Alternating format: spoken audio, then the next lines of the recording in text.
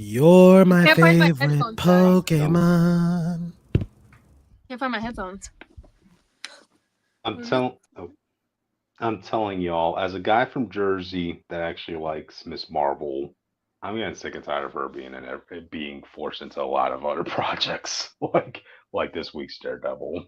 Like, I'm just getting fed up. Thanks for spoiling people who did not see it yet. It's only been out 1 hour. Sorry. It's a filler episode anyway, audience, so take it for what you will. So, Wasn't that a main complaint of all the Daredevils that they all have filler episodes, like all the seasons? They're like, why do you keep This wasting one them? is kind of filler, but like I told him, some of the stuff in the episode do come back, and it's kind of important to the next episode. Gotcha. Yeah. Yeah, you look. Yeah, you kind of see like where the editings of like what the original first episodes for the original drafts were going to be. Because remember, they were already like what 5 episodes in until they decided nope, no, Yeah. let's scrap this whole thing and make it the season 4 we never got in edits. You know, There were so you can 7 tell they're trying episodes to and recycle. scrapped 2 whole episodes and rebuilt everything else. It was crazy. Yeah, you know. So I like if the 2 things I told you about were not important to the next episode, I think they would have cut this episode. Gotcha. Okay, we'll see. Oh yeah. We got a lot of books to talk about tonight, guys. So Yeah, you just so want let's to get just jump started? into it. Sure. Okay. All right. Well, welcome to Comic Fanatic Live, the news and reviews of the week, audience. You're here with me, Cryptid Seeker 415, eating an empanada made in South America. That's my intro. That's made up. That is an intro. I will give you that. Yes. Yeah. Yes. Everyone, I applaud was- Justin for giving us an intro this week. Yeah. And for the record, Austin, I literally was in South America last week. So there. Yeah, Yeah, whatever no. food you Jake said had is to a run made up the film. word. Mm-hmm. Yes, and you are with I, Jake Tylenol, and I'm here to deliver a PSA. If your Pokemon has to act overly cute to be cute, it isn't cute. That's just a lesson for life. Okay, well, Bricky Wall, Ace Comics. I want you to know, Dot is the only redeemable quality of Pokemon Horizon. I stand on that. Oh, okay, I see. I stand on business, I see. and All right. I think Roy's second Pokemon is better than his main. I'm just saying. You mean wait? The first version or the evolution? I'll let you think about that. Quattro. I mean, no, Wattrel. It's Wattrel. Yeah, Wattrel, my G. You got to hold though. Okay. Well, I'm Richter, also known as the Witch of Jotunheim, pronouns they, he. And yes, I think it would be very interesting to become a Japanese delinquent in the 70s. I think it'll be very funny. Don't ask me why. Just acknowledge it and let's move on. Mm-hmm. And together we form the Fanatics, and we talk about the news and reviews of the week on our special Tuesday nights. We talk about the comic reviews, and well, now that Cryptid's back, we've opened the floodgates to a lot more comics. We have our standard comics, like our absolute. Oh, never mind. I'm sorry. We have our IDWs have returned. Avengers Academy. Oh, is Avengers Academy on this list? Our monthly Yes, book. it's on this list. Ultimate X-Men is here. Yes. Spider We Boy returned with Moco the came back Goat. from the timeline. We return with Bionicle as well. Devil May Cry will not be here this week. 2 weeks missing in a row because Thank God. I need a lot of time dedicated to 3. I need to sit down and do it, but I'm having a busy week this week, so it'll probably be next week. But yeah, we also have Captain America returning, and it's Sam Wilson in the suit. Wolverine #7 is also on the way too. I guess he's fighting like the adamantium god or some shit, but more on that later. And Adamantine. Spider-Boy. Adamantine. My apologies for the dumbass name. And also, Spider-Boy has returned as well. Yay. So, as usual, you can follow the group. No. This socials. is my job. It's my job. Wow, no tag team, no sharing. All right, let's see. No, this is my job, Jake. Remember that, audience. My job is the socials, okay? So first of all, you can subscribe to us, or else I will be throwing Jake off of a cliff for trying to steal my job. Don't think I won't. You can also follow us on Twitter at Comic Fanatic 69. I wonder who thought of that name. It was Austin, guys, just letting you know. But if you don't want to follow the whole squad because you find someone here annoying that isn't me, you can follow me on my socials. On Twitter is at Witch of Jotun with an E instead of a U. You know, because I do post stuff on there sometimes. Ooh. You can also follow me on TikTok, Instagram, and Twitch at witch_of_Jotunheim. If they're actually doing what I asked them to do, they would be putting my link tree in our bios, like in our descriptions. But whatever, it's fine. Anywhoosies, if you want to follow me on Tumblr and Blue Sky, you can follow me on those two things at North Star Aria because I want to be a little bit different, guys. And if you want to follow me on RedNote/Xiaohongshu, you can follow me at Witch of Jotun with a U this time. And yes, my commissions are still open. Just letting you know. And guess what? Austin is showing up in Bionicle. Don't ask where, just acknowledge that he is. He told me last week. And if you want to find Cryptid, he's currently eating an empanada from South America and in his usual spot. I know he was gone from his spot for 2 weeks. You don't know what an empanada is? What? No. How the fuck? That's why I said he Google. made it up. You know, did no one correct it? It's real. Dude. Yeah, what's wrong with you, It's dude? real. What are you talking about? What's They're wrong with good you? I'm and not from delicious. South America. I don't have South American food. They sell them. They sell them here. They're as also a like thing. Mexican too. You can. What the hell are you talking Oh, about? like- Anyways, But that's Cryptid. not it. Austin is uncultured, but Mhm. Jake, where are you right now? Where art thou? Right now, I'm trying to see if Dot can win her first battle against a gem. Well, her second battle against a gem leader. Probably not. But the point is that she learns a lesson from it. So we'll see. We'll see. Okay. So while we do that, I'm gonna be eating my Crunch Bar and also my weird sour chewy candy from Colombia from a snack box. Don't worry about that. See, we're all eating something international tonight, audience. You know, some of us are cultured. You know, so I just got a all snack right. box and the snacks have been pretty good so far. Cool. But anyway, we have a busy night tonight, audience. So I think we should get started. So, all right. Can we one day form Voltron instead of Common Phanatic one time? Billy shows We are up. the Phanatic Voltron Can we? or Voltron. I agree. Mm-hmm.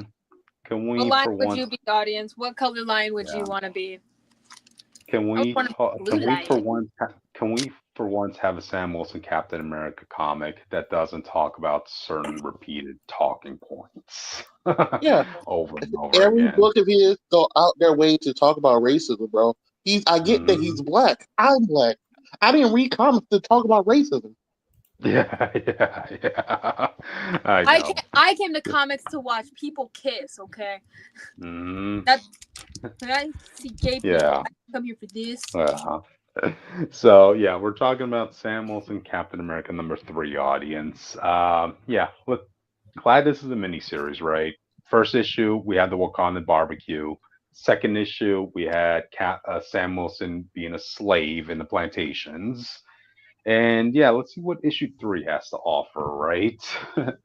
So, we kind of open up to like a little flashback to Sam Wilson and his cousin Billy.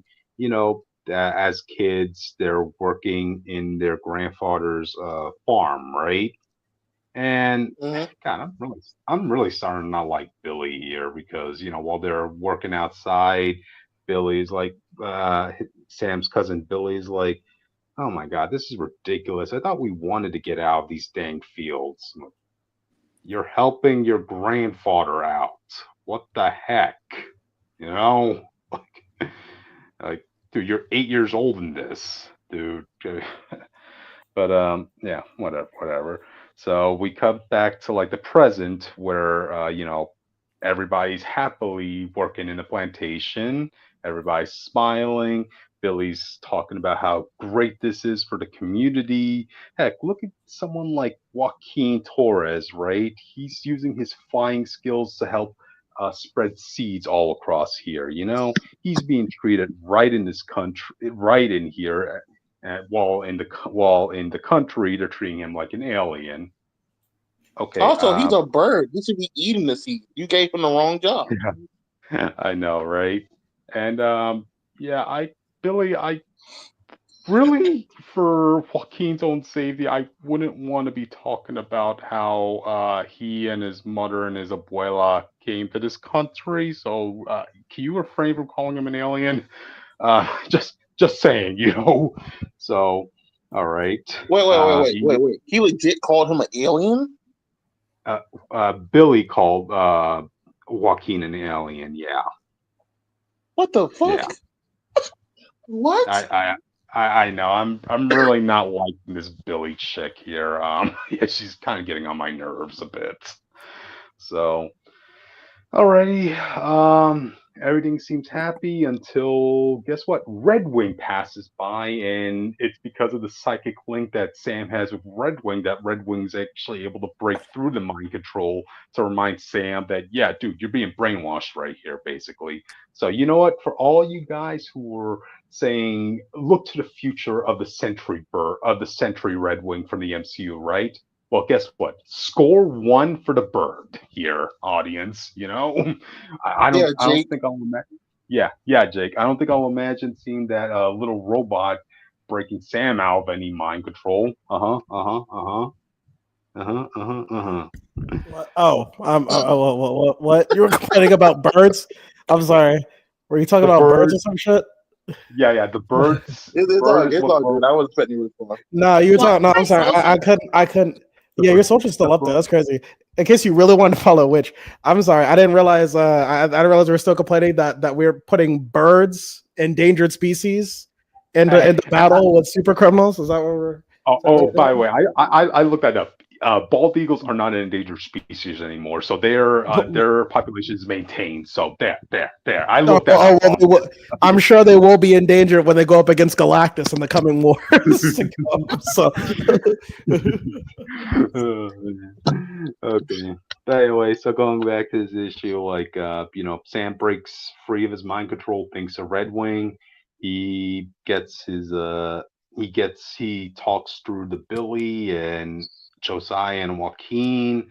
They form a plan together to get free, and I guess Greg Pak is trying to make like a little adorable moment here, where like Billy, yeah, she has like the hots for Josiah, So anybody who's up for that ship, uh, go for it, I guess. I don't know, Isn't but that dude like 20 years, 30 years older?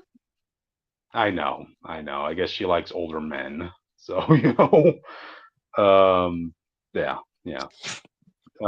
So anyway, but based on the cover alone, right? Since Josiah is in the cover, this issue actually reflects that. Yeah, it talks about the whole history of Josiah. So you can only imagine what the talking points will be again. I don't really want to go over that, like, yeah, to reiterate, like he got screwed over by the military and this and that. So we cut back to the present. They're fighting their way to the control panel of Eagle Star, and apparently they were able to reverse engineer Joaquin's DNA to give some of their operatives some wings. So you have these group of people wings that they're now called War Angels, who all of them have to fight, These right? people, these people are doing everything possible to not get in the field and do the work themselves. Exactly. Like I'm just trying to understand what's the end game here. Like, what's this about making a plantation here? I don't understand what the point of that is. You're so desperate to have that happen. Like, so anyway, they managed to get themselves to the control center, and they were able to find out what their master plan is. So get this, right? They're planning on spreading out through key cities around America, right? The Bronx in New York, uh, Detroit in Michigan, Atlanta in Georgia, this and that. What? You know, you know, In my home, chocolate cities. No, that's literally how they refer to this for them, like black cities. they're coming for me and Jake. Austin, they are trying to turn all black people in America, modern day, into slaves. What the fuck is that bullshit? Why don't you do something about this? Where is cancel culture here, audience? Where is cancel I don't know. culture I don't here? see people reading this book. I'm on I X don't- Twitter. What are you talking about? Yeah, I think people With just Charles checked it. Xavier being a bitch. I'm not dealing I- with this shit. I just think people just checked out after that last issue happened. You know, like what the Honestly, fuck are you I doing? think so too. Because I have not Yeah. seen. Literally, the cookout killed everybody who would read the book, bro. Yes. And odds are by the I end even of this saw book, TikTokers talk about the cookout. I didn't see anyone else talk about the chapter after. yeah. What would you I'm rather pretty- have? Would you rather have the Wakanda hangout, or would you rather have the cookout? Which one would you rather have? Which one makes more sense in your eyes? The Wakandan hangout. The Wakanda. Yeah, I when thought those were the same thing. T'Challa had the black superheroes pull up. if Wasn't if it you the- have to have a choice between a cookout and slavery, I mean, come on, what? I think it's what pretty would you obvious choose? which one we would Yeah. have. Yes. You know, so, oh my God, Greg Pack, what the fuck are you doing here, dude? What the fuck, man? You know, this is a big deal when Cryptid is swearing about a book. Yeah. I'm just embarrassed. This is an embarrassment here, audience. Like, I'm here trying to promote Sam. Like, I want to see him. There's potential with his storyline telling when it comes to him being Captain America, right? And this, as I said in the last issue, right? This is sending people back 300 years because you're telling me there's now a whole group of modern day people here who are going to go through the slave experience. Like, dude. Backpack, you're gonna have to make this up. Next time you do an Asian book, I demand that you have Shang-Chi build a railroad. Dude, you have to at this point, dude.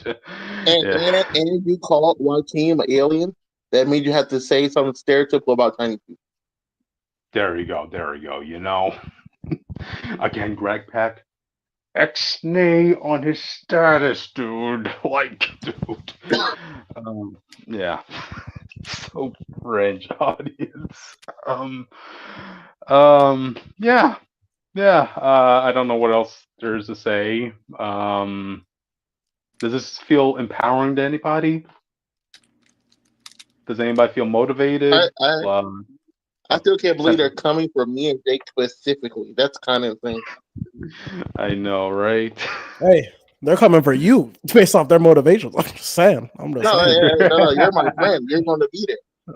No. Anybody who's a person of color apparently is going to be up for nomination to be part of this plantation. Because remember, Joaquin is here too, so you know. Damn. So they might be coming after me too. Damn. We're cooked. Well, at least Witch is safe for the new economy. Oh yeah. That's why Witch had to do something about this. It's all with the Witch. Yeah. You're our saving grace here, Witch. Come on. Save the people of America, man. Okay. No, he's called the villain a bitch. I still want to know what the motivation is. What is his grand plan? Like, why are you so bent on creating these plantations in the sky? Like, I know in the first issue you've referenced Earth is dooming itself, right? But dude, Earth goes through an event every summer. I'm pretty sure a summer event is more endangering to the survival of the planet than global warming, dude. Come on. You know? So yeah. That's really it. So all right then. We can move on, audience. So all right. Austin, this is you, dude. Okay. Wolverine number 7. Sorry, I burped. I wasn't planning to do this book at first until someone told me about the villain of this book. Did I read the other issues? No, and I don't plan to. I'm not gonna lie to you. I don't care that much. But the villain here was such interesting to hear about, Witch, that I knew I had to buy this book personally. You want me to buy this book? book? Go to the first picture. I heard about it. It too. When it came to Wolverine fans, this was a big deal. Go to the first photo. Did you hold on a sec? Ooh, shirtless this Logan. guy here. He needs to be hairier. No, this man here, name is Romulus. As in the guy who invented Rome here. The guy who He invented what? invented the Roman Empire. Oh, He okay, also fucked okay. over Akihiro really badly when he was a kid. He's There you go. also the first ever feral mutant, according to this book. And he, Wow. when it comes to Wolverine's line and how their claws and stuff work, this is the first guy to ever have that power. Wow. This Okay. this confirms the thing that we always kind of knew, but no one ever confirmed, that there are like, what is it, lineages, lines when it comes to mutant ability sometimes. Yeah. Bloodlines. Because like people don't remember, for most of the time, originally when you were a mutant, that just means your kid had the X gene. They weren't supposed to have the same power as you until they decided to change that. Back then, that's why when Magneto had kids, one of them was magic and the other one just speed. None of them had madness until they started doing all the kids sharing their dad's powers. Wow. So Your mutant history audience. I The mutant like this. history 101. Mm-hmm. Yeah, so I like this confirmation just in general. And the idea that this guy returned, because all I knew about this guy beforehand was, like you said, I knew something about him with Akihiko, but I didn't read that book. I'm a Wolverine fan, but Wolverine is so hit and miss for me, I sometimes skip one. I'm not going to lie. Gotcha. Austin, seeing the way Romulus looks here, right? It kind of reminds me of when we saw like the original host of the Phoenix and Avengers 10 million BC.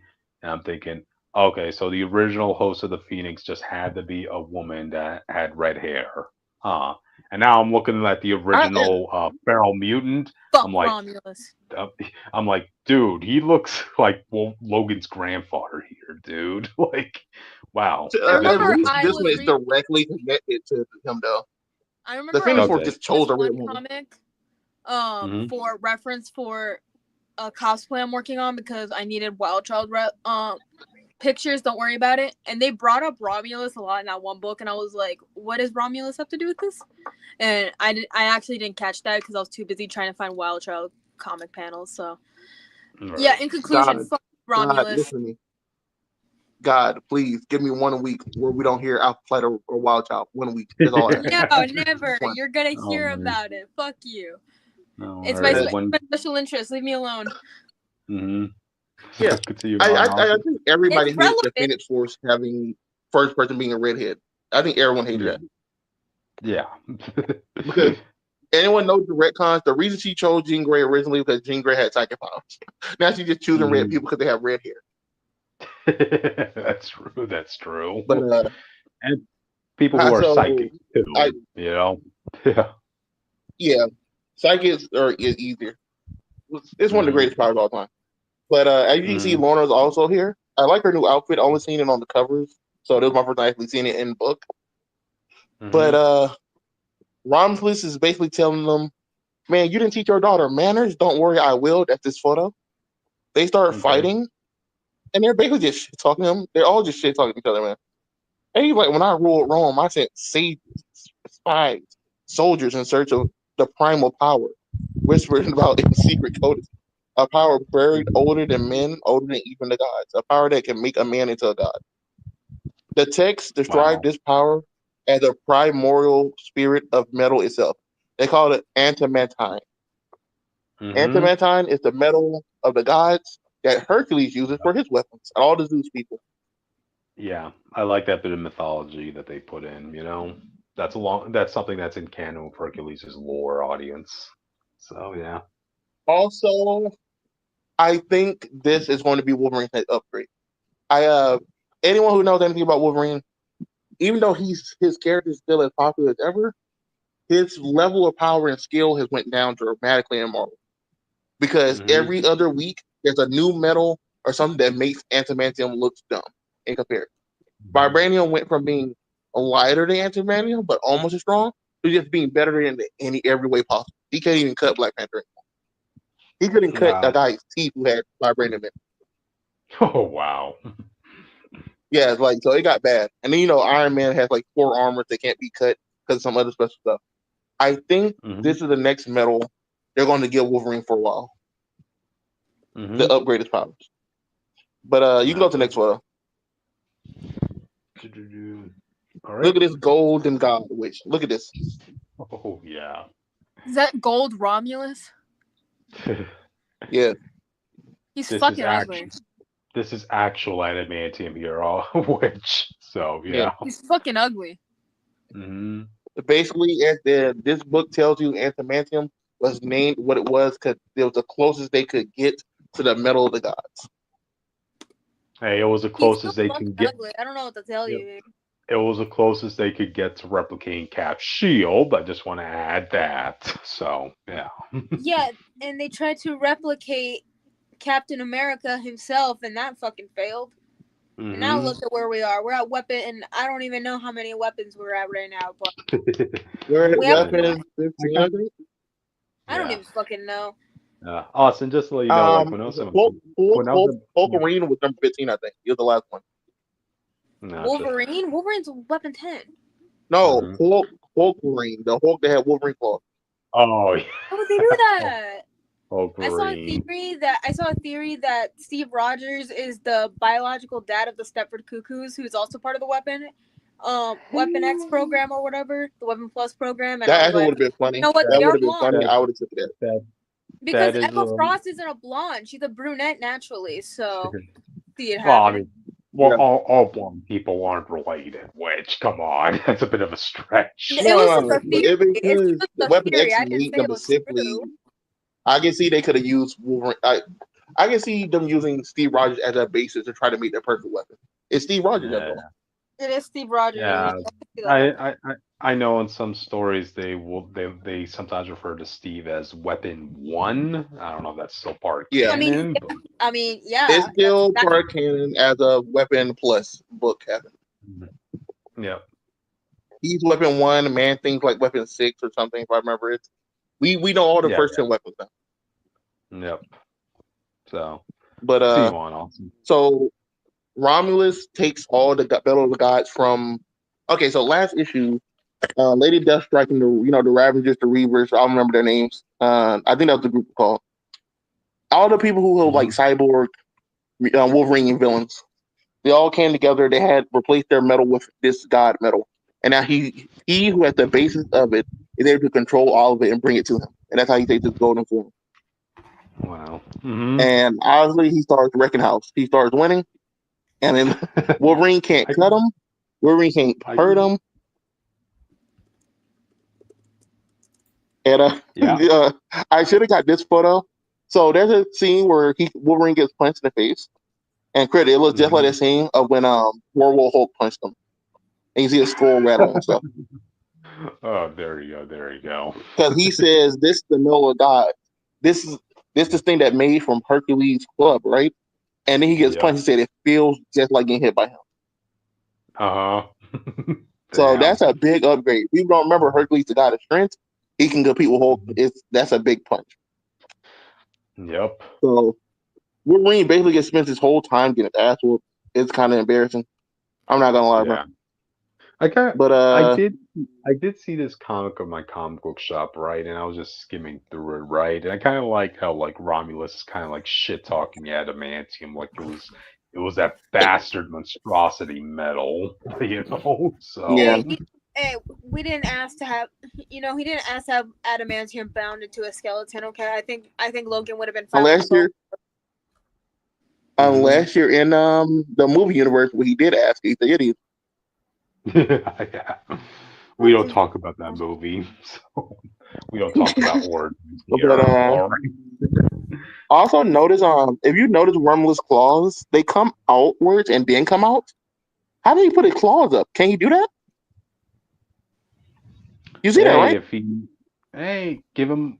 He gets a pass since he's an OG feral. Let's give him that. Yeah, because they're not coming out of his hand like Wolverine. They protrude up and then out. That's weird, man. But basically, antimine is the I don't know how to pronounce this stuff anymore, bro. Y'all know what I'm talking about. The metal of the gods is made deep within the earth. They call it the spirit of metal itself, and whoever controls this controls all metal. Apparently, at least when it comes to this type of stuff. Yeah. Apparently, Hephaestus is the one who shaped it into the main weapons everyone knows. Obviously, that's the Smith of the gods. If you know any Zeus lore. So what people don't know. Let me catch you up on a little bit of Wolverine stuff because they're covering here. He's like Crypto said. He's basically talking antimantium now. And he's like, this is the new stolen name of the false knowledge of fallen age. And you see Wolverine getting just antimantium. And he says, like a plague, this man-made metal has spread, poisoning the earth with its untruth. And you see the picture of the last Wolverine run, or earlier this run, where he had the full antimantium armor. Because I guess he needed that. Yeah. And then you get another picture.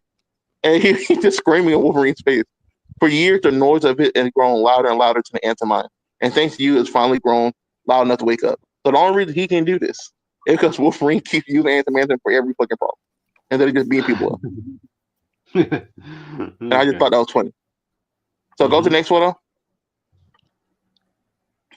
As you can see here, he's still absorbing the power from everyone who has the antimine in him. And with this, he sends Wolverine through the wall. This is the power of the gods, bro, and it's just a taste. And he says the only thing standing in the way of me becoming a god is you. And it's like, what? They're like 2 million mutants better than Wolverine. What is this going to do when Jean Grey wipes their mind? We're like, what is this metal going to do? I know, right? What if Thor shows up right now? Well, what happens then? Oh, I guess he needs a little catching up to do in recent history. Like Romulus, you do realize there's a planet's worth of population of mutants right now. So, there are 1 million people stronger than Wolverine who can stop you if Wolverine is a threat to you. Okay. So I might check back in with the next episode, just the next book to see what it is. That's the Legacy number 400. So it's a big milestone for Wolverine. I believe one of his main writers is coming back just for that. Yeah. But I really think Wolverine's next upgrade is getting this metal on his body because he needs something. Because Marvel has completely just left him behind. Wow. When it comes to power wise. Don't you just like it, audience, when the OG mantle holders getting screwed over or getting depowered? So yeah. But no, honestly, this sounds like also I also found out if you notice in the first some of the photos, this guy is a lot taller than Wolverine because he is Hugh Jackman height. He is the same height as Hugh Jackman. I just thought that was hilarious. That's a nice attention and detail moment right there. So I just like the idea that for some reason, every time they do have a kid, they get smaller and smaller, and then Wolverine just happens to be the smallest. You see, in my mind, whenever I read Wolverine, right, I always just read his voice from the X-Men '97 universe, right? But now, whenever I'm going to look at Romulus, I'm just going to think of Hugh Jackman's voice through and through. So that's basically what I was doing. I thought it was hilarious. Grow those back. But that's it. We can move on. Yeah. All right. Sounds good. It sounds like it's a great trade read, audience. The pitch alone sounds worth reading, So, all right. Yeah, I don't think this run's going to be bad. I think it adds a lot to Wolverine. If you like Wolverine, I think it's worth picking up. I might have to go back and read some of the issues. True.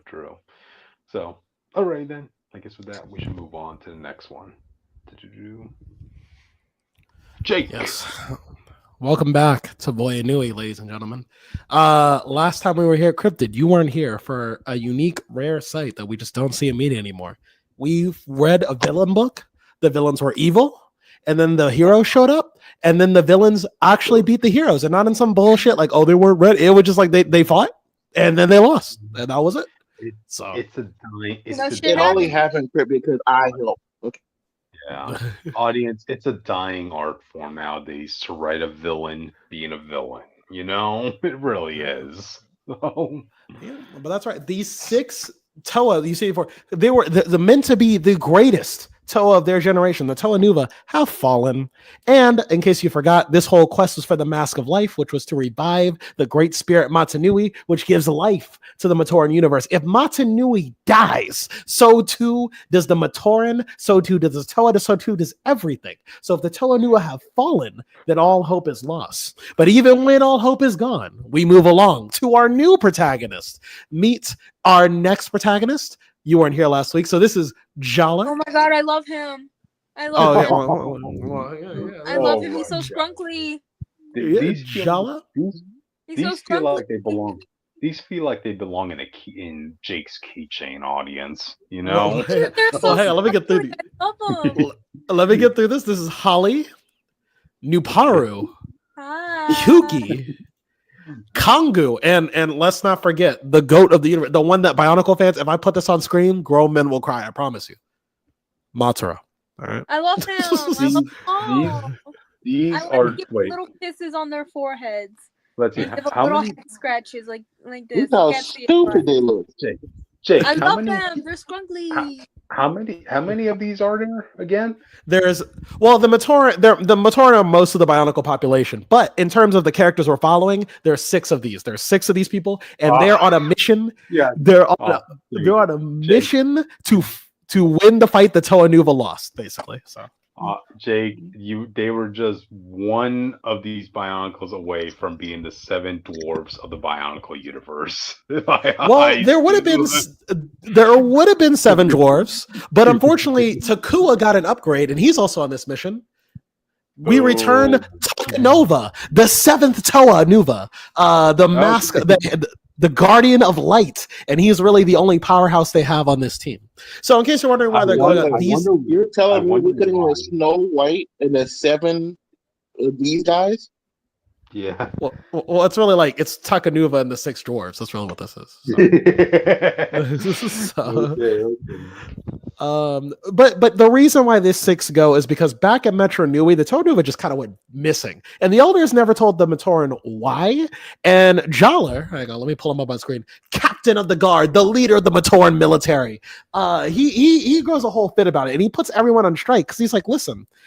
I get the Toa Nuva are our heroes, but like you can't just send them away and not tell us what's going on. We are not babies. We've defended ourselves 1,000 years before the Toa Nuva showed up, and we're not just gonna be put to the sideline just because you're worried about our safety, whatever.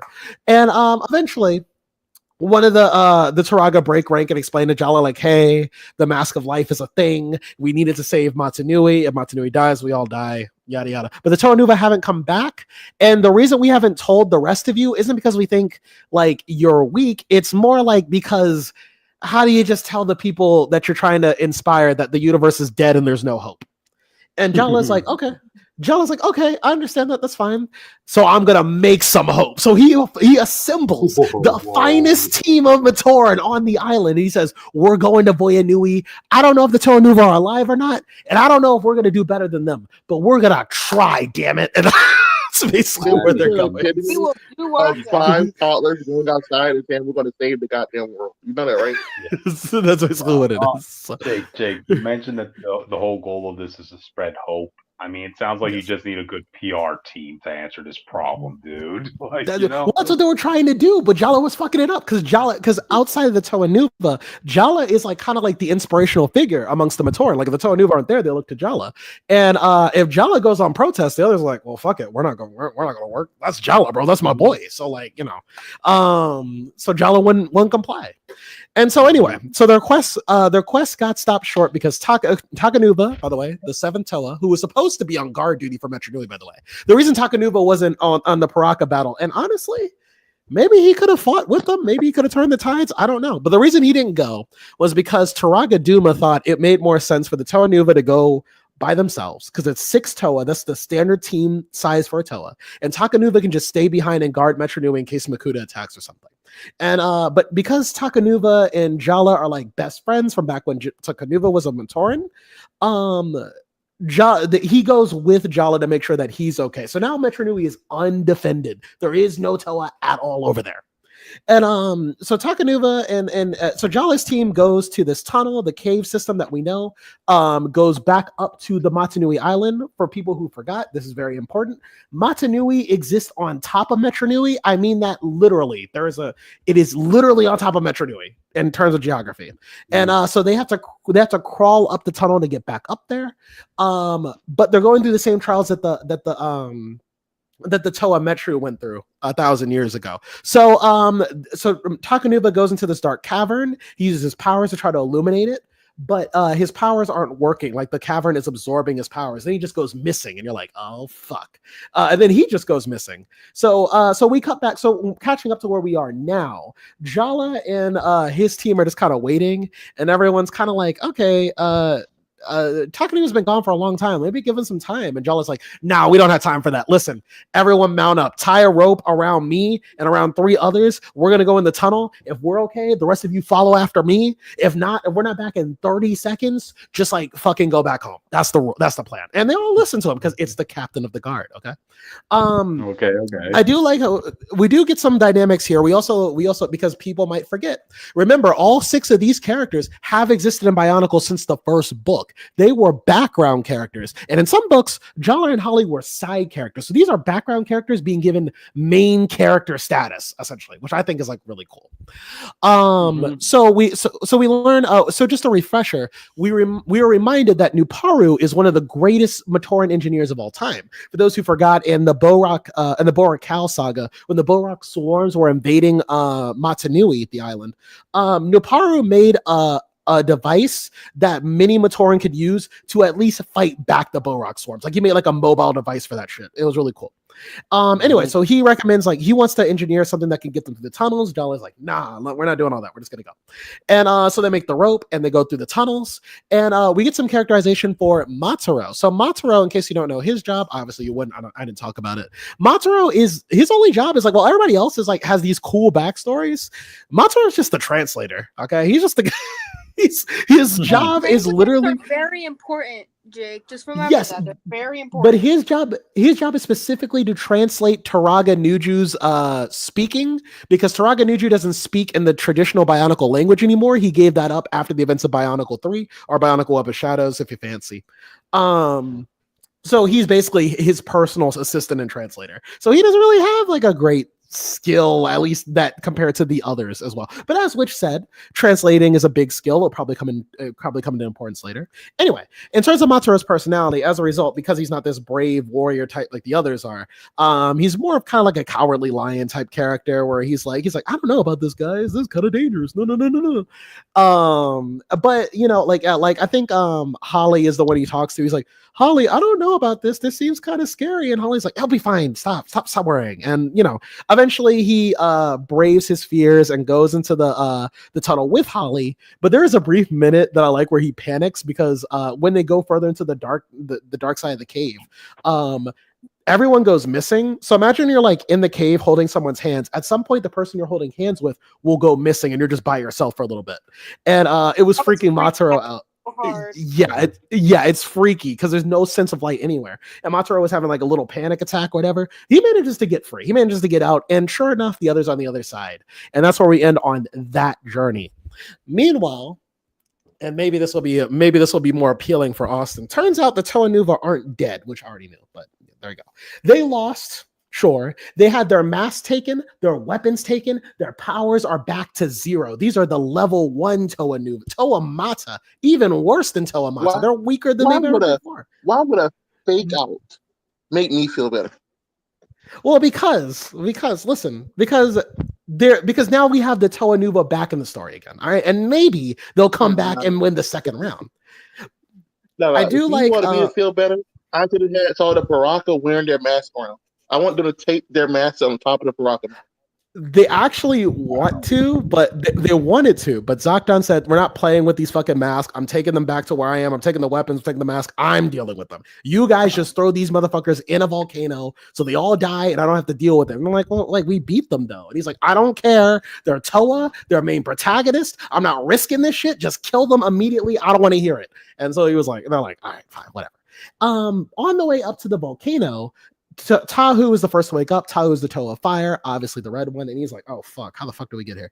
And then he remembers that, like, "Oh shit, I lost the fight. Fuck, damn it, I hate losing." Anyway, so he's like, "Okay, I got to get out of here because I know where we're going. We're probably not going to come out alive." I do like the sense of doubt in the Toa Nuva because they've only been in this position once before, and it wasn't this bad. When the Borak cow first attacked, they took away most of the Toa Nuva's powers. So this isn't the first time they fought without them. It's just this is the weakest they've ever been since. So they still have their elemental powers, but instead of being able to make like fucking geysers of flames, Tahu can maybe make like a lighter. Basically, that's like the difference in power right now. And so he decides that he's going to try to break free. If enough of them can break free in time, maybe they can get away and get their weapons back and, get around 2 out of them. And luckily, to the convenience of the Toa Nuva, an earthquake is happening at the same time because a volcano is about to erupt, and this forces the Paraka to drop. This forces the Paraka to drop them, and the Toa Nuva try to get away, and Bahatu and Tahu's like, "Pahatu, cover our escape because we can't get caught right now." Pahatu's like, "Tahu, I don't have my powers. I can't use Earth the way I used to." He's like, "Just try a little bit. Do whatever you can." And using the earthquake to his advantage, Pahatu is able to cover the escape of the Toa Nuva. So they've escaped, but they're in no good position to really fight. Their current objective right now is to go and find the Matoran of the island. At least that way they get their bearings and figure out where their shit is. But make no mistake, just because the Toa Nuva are back doesn't change the fact that they are not the main characters anymore. This is just filler for our main heroes to get here. Okay, that's all I gotta say. Wow. We also find out that the Matoran resistance is pretty active. I do like the chapter with the Matoran resistance this arc where they kind of reflect on everything and just like how fucked the situation is, basically. Life on Voyanui was never pleasant for them. They've always like hated it, but it's never been this miserable before. This is like a be careful what you wish for type situation with them, essentially. This was like, because if you remember at the very first chapter of the book, they were like, "Man, I just wish Toa would show up." And the Paraka showed up instead. And then real Toa showed up. And then they got their asses whooped. So like everything they've kind of wished for has kind of gone up in their faces. I kind of feel bad for them. But yeah, so basically the players are right now. Jala's team is on the way. And believe it or not, they are the only hope for the universe right now. So don't even put stock in the Toa Nuva because it is Jala's time to shine, baby. And the Toa Nuva are alive, but they are weaker than ever, and they will probably not win in any other encounter with the Paraka if they can't get their shit back. The Paraka are still strong. They have a head start in the Mask of Life, and the Matoran resistance is still trying to find ways to fight back. Because if the Toa ain't gonna save them, they're gonna try to save themselves. That's why I love the fucking Matoran. They're so awesome. I love that species. I love that race. But yeah, next time we will be continuing Jala's adventures. I did forget to mention one thing. We do have foreshadowing for something they'll be going through later. Holly does mention, because Matsura brings it up. When I talked to Turaga no Kama, she would always tell these stories about how she told us that when the Toa Nuva left, they needed their canisters to get to Voyanui because their canisters were the safest way to get from Matsunui to Voyanui. We don't have canisters. And she said that she also kept talking about how there was a land of the dead or something. And I don't know how we're going to be able to make it through that. And Holly says, like a Holly brushes off, she's like, well, I mean, they're Turaga. They speak in like wise proverbs all the time. The land of the dead probably doesn't mean anything. Okay, when you really think about it, it's probably some fake made up thing. So sure enough, that story speaks for we're gonna meet the land of the dead pretty soon. So strap up for that. It is point. Well, I mean, yeah, they're just telling you straight up this is probably gonna happen. But yeah, next time we'll see if where Jala and his friends land, probably in the land of the dead, and if the Toa Nuva can at least survive long enough for the real heroes to show up, okay? But yeah, all that and more next time. On Dragon Ball Z, what? On Bionicle Z. Yeah, there you go. I want to see my Super Saiyan Bionicle going on right now. So funny to see. I feel like that's a thing. Crossover. That's a thing later, I think. But what would be their equivalent to long glowing hair? I wonder. Actually, no. It's no. I remember the very last Bionicle line. They had a thing called Bionicle Stars, and they gave one of them. I'm not gonna say who. They gave him like a super golden mask. And that was their Super Saiyan. And he had It's like armor. it's like different shades of gold. You know, you got like you got regular gold, you got white gold, you got rose gold. Just any shade of gold. It was like if it was like a gold armor on top of his already established armor, and it was called the Bionicle Stars line. And I think people didn't like it, but at this point, Bionicle had a cheap ass budget, so this is the best they could do. So, but Gotcha. Gotta work with what you have. That's all I gotta say. Yeah. Well, it sounded like a good story. So, alrighty then. I guess with that, we should probably move on, guys. So, let's move on to the next topic. Okay, my first book of the night. Anyways, I'm talking about Marvel Voices Avengers Academy, issue 37. We're back at it, you know. This issue is called Tomorrow's Dust. And we're still dealing with Macran crystal nonsense right now. So we're dealing with that stuff right now. Time travel. Anyways, so it starts off with some narration from a person we don't know. They're current, in the city. This narrator has a sister named Lucy. You might be wondering, why do I care? Why do I care about this little girl named Lucy? Well, I'm gonna go past the gist of it, but we find out that her and her brother, her older brother, were forced to go under experimental awfulness by really shady companies. You can probably guess who. And his sister, Lucy, right? She gets freaking skeletonized with acid. And it's not fun. It's actually kind of morbid. Yeah, it's not fun. Not fun at all. But guess what? The brother, Ignacio, he also gets put into this goop, this weird acid thing, because they're trying to replicate the super soldier serum or whatever the fuck they're doing. Regardless, Norman Osborn is at the head of it, so you could probably guess what this is about. Yeah, not fun. So, can you switch to the first picture, please? That isn't the cover. Thank you.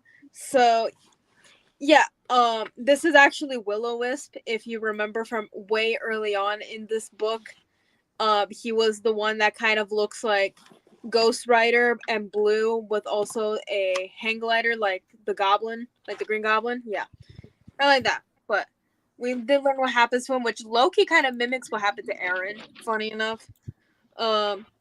So, yeah. They're not, the people who did this to him are not good people, but they're trying to blame Ignacio for this, which is kind of BS. Anyways, yeah, we see that Ignacio wanted to kill Norman, which valid, I guess. If I literally was forced to be experimented on and then seeing my sister die next to me, yeah, I would be kind of pissed off too, right, Austin? Exactly. Your silence speaks words.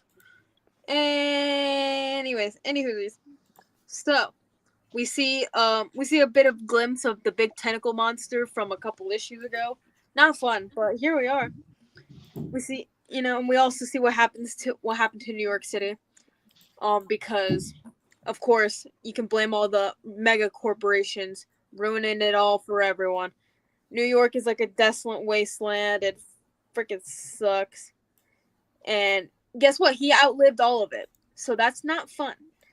Anyways, so Ignacio hears someone calling out for help. And he's like, shit, I have to go. I guess I have to go do this now. So that's what he does. He suits up and he goes to try to find what happened. And guess what? He does find what happens.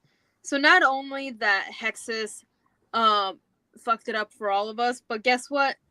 A mutant vampire bacterium broke out of containment, and now we have an M-play epidemic, which is not fun, because if you remember, that causes people to have weird mouths and weird long-ass tongues coming out of their hands. It's weird, but here we are.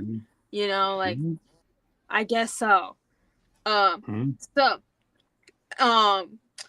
Will-O-Wisp is fighting this one M-plate vampire guy, which is very weird for me to say, but here we are. Hold on. I have to pull up my pictures because I don't remember what pictures I send you guys. Mhm. Anyways, so basically Ignacio finishes the job and he apologizes for having to throw this guy off of a cliff, like off of a building, which isn't fun, but you know, if you die in the water, that ain't my fault. Anyways, so he finds out who these kids are, and he finds out that it's Lunella and Normie from the main universe. And behind them, we see some posters of the members of the school. So we see, I'm just gonna go up to down. I know, Crypt is gonna be very happy about this, but Lunella was slain, Aaron was slain, Justin, Brielle, and Normie were apprehended, and we don't know what happened to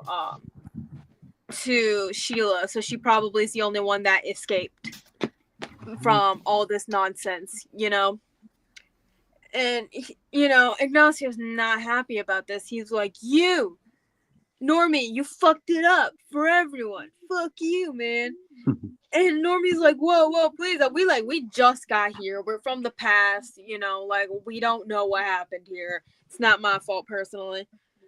And so Ignacio's not having this. He's like, "The world is dead because of the Osborns. Like all of them because of you." And Lunella's trying to be like, he's innocent. He didn't do anything wrong. You know, because, you know, she's trying to help out her homie. And so Ignacio just like, is like, okay, that's how it happened. So no one is quite guilty. Okay. Because Lunella tells him what happened, you know. And Lunella's like, okay, wait, that tower, I think I know what to do. So we're gonna try to fix it. And she's like, okay, because I know what that is. Like, I published an article about it. It's an anti-Macranic interface. And I'm like, whatever the fuck that means. And so Normie's like, wait, Macran, like the gem that runs the Avengers Academy? And Lunella's like, yeah, but it's just more than a rock, you know? It's like, it's a lot more. Want me to change the picture? I'll tell you when. We're almost at the next picture. Mm-hmm. And so we get cut to a little lesson from Shuri, where she is basically like, that, you know, you can't have STEM without the arts, you know, which is true. You can't have science without the art, you know, you gotta be a little bit artistic with what you do. Trust me. Anyways, yeah, it's something with the Shi'ar. Don't worry about the Shi'ar. I fucking hate them.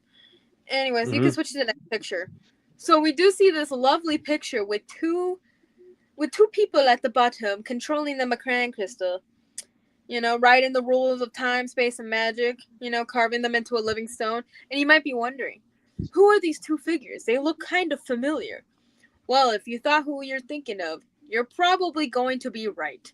I'm not going to say anything because we didn't get a full-on reveal, but I have my theory based off of what I have read, and I think I know who it is. I'm going to leave it there.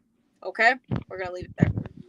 Anyways, so, basically, Lunella's like, but it, you know, it's theoretically possible that you can open our reality to chaos, and we see the creepy tentacle monster thing earlier, but it's eyeball now. But anyways, the Shi'ar called this giant space tentacle monster thing the Gorath, which doesn't sound fun, just letting you know. But hey, they gotta get to the tower. That's all that matters now. So they gotta go. And so Ignacio's like, okay, so all of this is because something you wrote about. And Lunella's like, hey, it's just a theory, man. I'm just a kid. Reed Richards said that I should pitch it to this magazine. Like, knowledge wants to be free. Like I never imagined anything would happen. And Ignacio's like, oh, well, someone did, and now look what happened. Anyway, so Ignacio just says, fuck it, and he's going to take up to the tower. It's fine. He's going to take him to the building. And so that's what they do. They go to the thing. And now we're here. And now we also learn that Hexus has been shutting down because no one has enough power to run a goddamn lawnmower. See, that's what happens when you let corporations take all the resources away and all the money away. This is what happens. It gets fucked up. Like, shit happens. Anyways, so they go into the tower. They make a big boom boom. You know, they explode it. Anyway, so we see some weird tentacles. Not alien tentacles. Mechanical tentacles. You know? And he's like, oh, like who's there? And Lunella's like, is that Squid Kid? Can you like change to the next picture, please? Mm-hmm. So he's like, no, these days it's Dr. Nautilus. It's like, bitch, we're calling you Squid Kid. Fuck you. You're annoying. I'm calling you Squid Kid. Mm-hmm. Anyway, so he's like, oh, Lunella, you're so young. Like, if only I had listened to you so long ago. And she's like, Calvin, what have you done? And he's like, what you theorized, you know? Like, if there is a god beyond that thing squirming in the sky, like Lunella, you gotta leave. You gotta go back to your own time. Like, he'll know you're here. Like, it's gonna be fuck shit. You know how it be. Anyways, so we see a voice coming from off panel, because of course we do. And it's like, they're like, oh, no, now Calvin, is that any way to talk about an old friend? And so we see Normie Osborn in this universe, who is the chief executive and the officer of Hexus, and Claire's there too, I guess. And he's like, and keep in mind, Rascal is his suit, which honestly, valid. And so Normie is like, looks like it's take your kids to work day. Finally, like this finally happens. And so Ignacio's pissed off. He's like, I knew it, an Osborn to the end. Like, this is for Lucy, and kills him with like the pumpkin bomb looking thing. You know what I'm talking about, right? Mm-hmm. You know what they are? Yeah. So basically, Ignacio is satisfied. He gets his revenge. And so basically, adult Normie is just literally bones. He's just bones, and Claire's like, oh wow, I guess I'll alert janitorial. And you can switch to the last picture where Lunella and Normie are like consoling Ignacio after what he did. So that's basically where the end of the issue is. The next issue, which is coming out later tonight, is called War. So stay tuned, I guess, for that, because I'm talking about that nonsense next week. Yay! Mm-hmm. That's the end of the issue. Thoughts on it? Cool. Anyways, let's move on. Change that outfit, please. Hey, she's currently dealing with time stuff, okay? She'll change it later. Priorities, Austin. If you think I'll go back in time dressed like that, then your priorities are already not in order. Mm-hmm. I don't see you making her a new suit.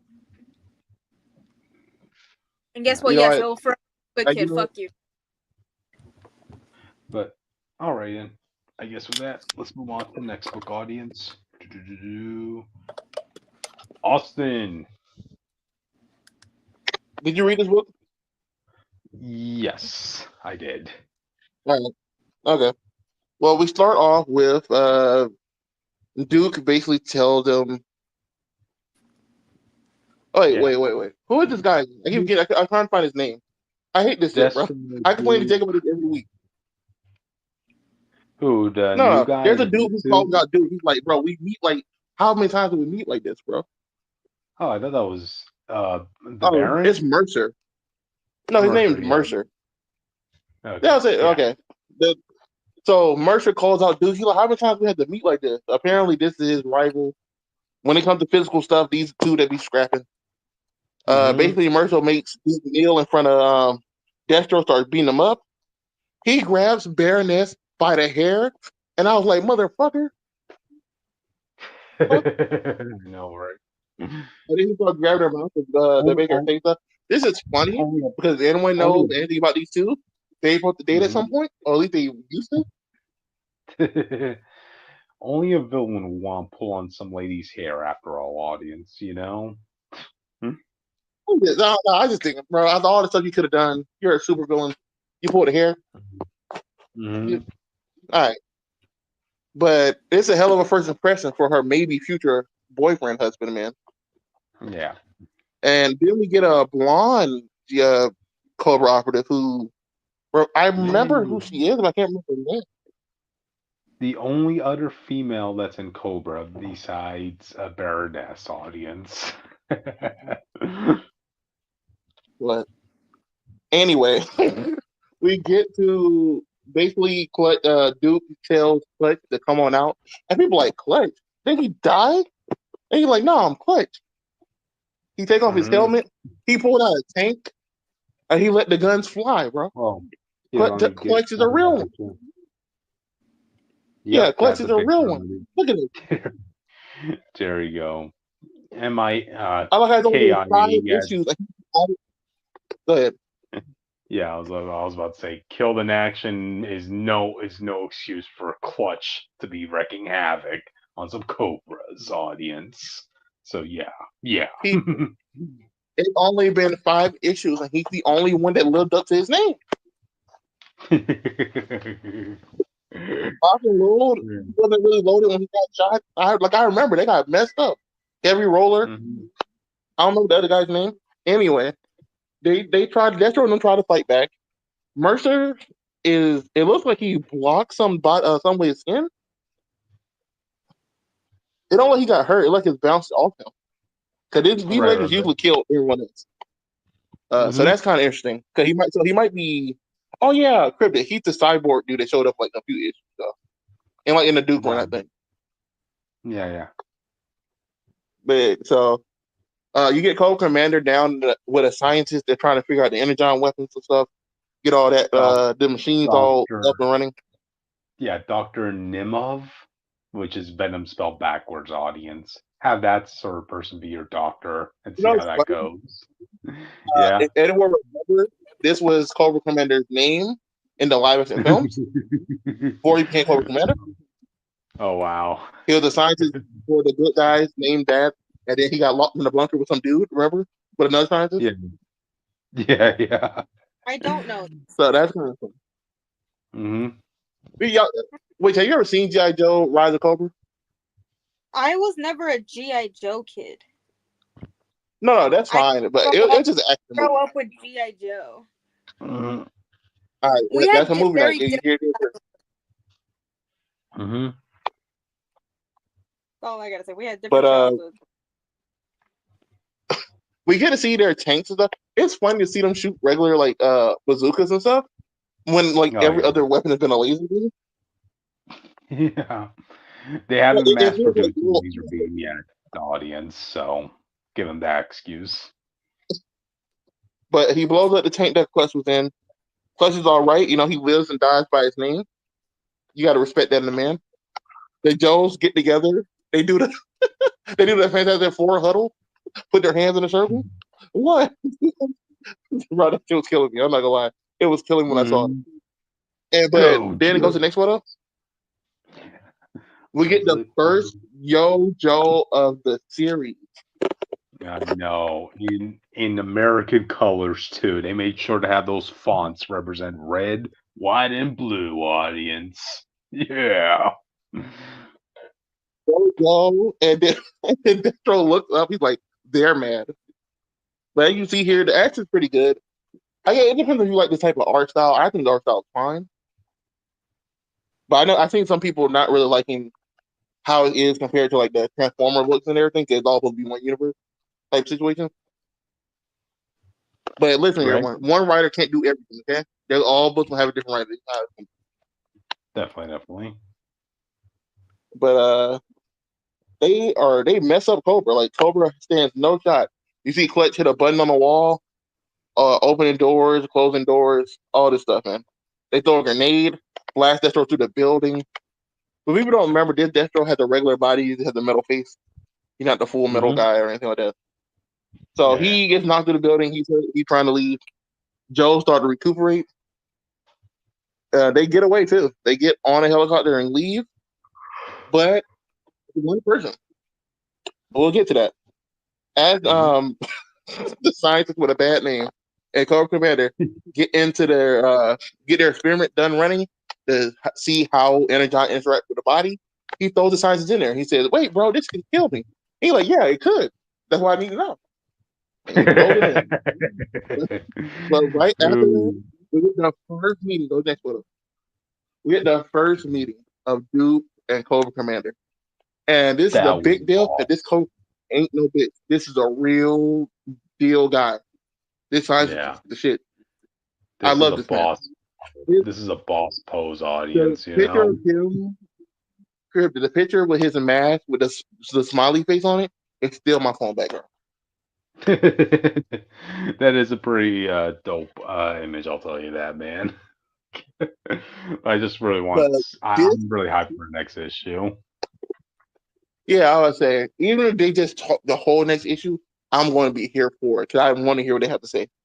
But I really hope, I really hope this crosses over with Transformers soon again because, like I was telling Jake, you weren't here last week when we reviewed it. Megatron is back. At some point, he escaped. I don't know if that's in a side book or anything, but he's fully out.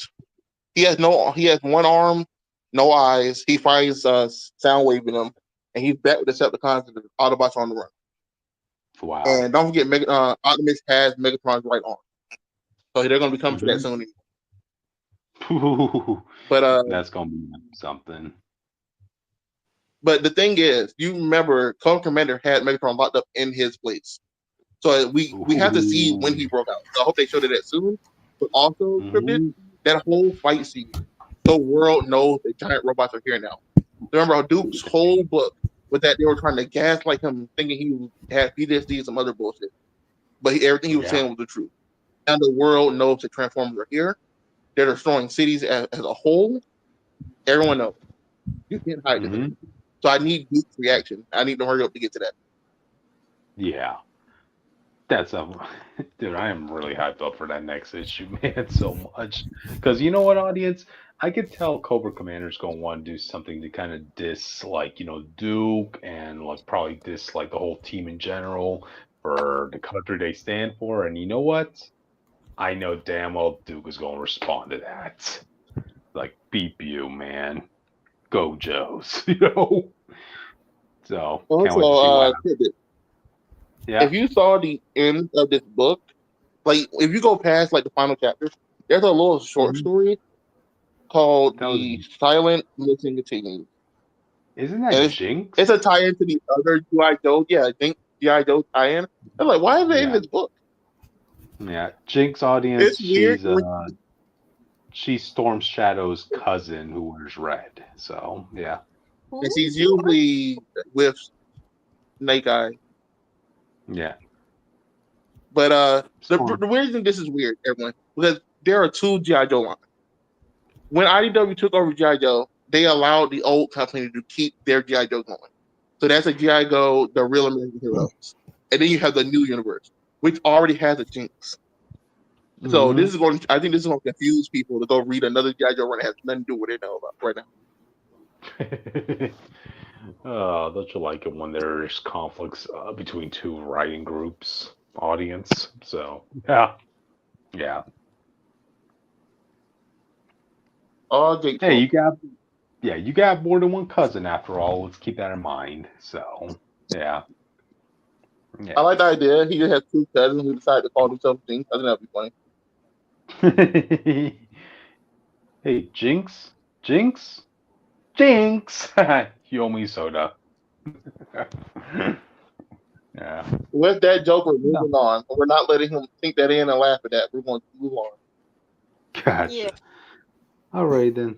I guess with that, let's move on, audience, to the next book. Jake, if you're still with us. Yes, IDW is back for their monthly. They release 2 issues back to back.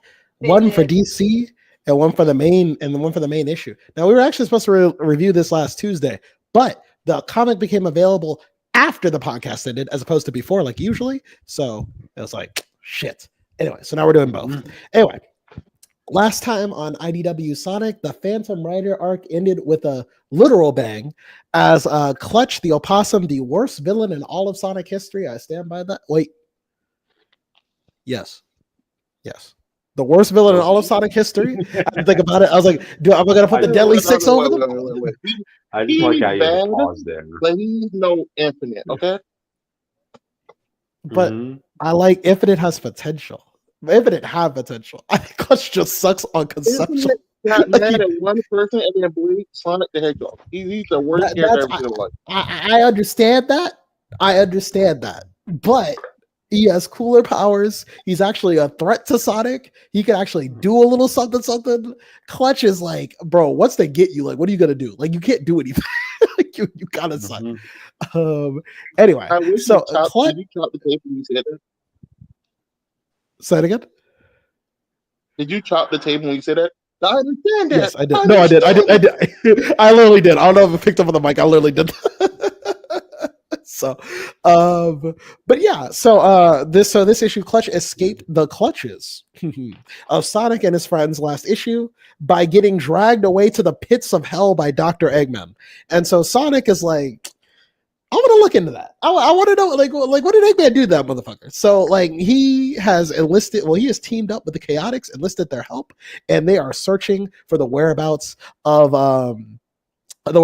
Clutch. This leads them back to his original base, which I forgot its name. It's irrelevant. It's, if you guys remember, for the people who read the book, it's the same place that did the Chow race arc. We went back there because Sonic's like, let's go back to his old stomping grounds and let's try to find the boy. And we got a lot of cool banter here. I do like how Vector, there's a running gag of like Vector trying to be funny and like everyone else is doing their best to just ignore him the whole time. And so that was kind of like humorous. And there's also one bit I actually do appreciate because it's something I had a problem with in the Phantom Riders arc, and I'm glad they addressed it here. The Sonic heroes go inside the chateau and they come face to face with some like egg pawns or something like that. And I like this fight because basically it's like Charmy at one point gets bored and starts playing checkers or like he's still playing a board game or some shit that he's like really into. And Victor's like, why aren't you helping me? We should be doing tag team moves and all this shit. He's like, bro, it's just egg pawns. Damn, bro. Like, I don't care. We beat these things by groups of 100 every time we leave the house. I don't want to fight these things anymore. They're boring. And so, like, he just kind of goes back to what he's doing. I'm like, thank you, Charmy. Thank you for acknowledging that. And I do like at some point, Sonic's like, okay, this is just like fucking stupid. Like, stop. What are we doing here? It's revealed that these egg pawns are owned by none other than the dynamic duo whose name's escaping me. They're the two skunk people. The skunk people. Austin, help me out if you remember the name. They're called Rough and Tumble. Rough and Tumble. Yes, Rough and Tumble. These losers I keep forgetting every week. Rough and Tumble. Actually, that's sad. I give them shit. Rough and Tumble are actually okay with me because they don't try to be more than they are. They're Jesse and James. They're the goobers. They're the gooner. They have the one joke and they say it every time they show up. The goober gooners. They got aura checked by Cream's mother. Okay, they're not really that big of a deal. They're mooks, and that's okay. I think I'm okay with that. So they show up and terms that you're using right now, Jake. Yes, just the colorful terms to explain these fucking wannabe villains. And actually, they're not really villains anymore, or so they say. They have given up their life of crime in the Phantom Riders arc, as they said they would. Even though the team doesn't really believe them, but they said, no, listen. We left and we were given Clutch's funds so we could support our own rich lifestyle that we want to live. We don't want to be villains anymore. We just want to be rich. And they do get into a fight with Sonic and Crew. Right. And they do get into a fight with Sonic and Crew, but they keep trying to like not get their clothes dirty, but they also want to fight. It's always like, y'all guys got to pick a lane. Do you guys want to fight or do you guys want to be prim and proper? Choose. And I'm like, you know what? You're right. This is stupid. So Clutch does show up, the person they're looking for. And Sonic along the way, he's like, okay, listen, like, I just need to know, like, are you doing anything evil? What's going on? And Clutch's like, I haven't been doing anything evil. Listen, my current job right now is to be bitch boy made for Rough and Tumble. And they're like, we don't believe you. And he's like, okay, follow me. And they go down to the basement. And he's like, listen, I realized I played my big play. I tried to take over the world. I tried to do my own thing, and it didn't work. I'm a loser. All the fans hate me, and I blew my shot. So I just gave up. And Sonic's like, you're going to have to prove that to me, buddy. And he's like, okay, listen. I left Clean Sweep Inc. That's the organization I own, the fraudulent organization I own. It's still up and running, as you know. But if you go over there, you will find out that I'm actually not running it. I have it on a bunch of automated systems, so it will run itself. Eventually, those systems are going to break down, and I'm going to and they're going to just go away. So just go over there, confirm what I'm saying, come back. You'll realize I'm a good guy and I'm on the up and up. And so I was like, all right. And so they all go about their day, and then we find out actually this is a double front because believe it or not, Clutch is still a bad guy, but he's not he's not like the big bad guy.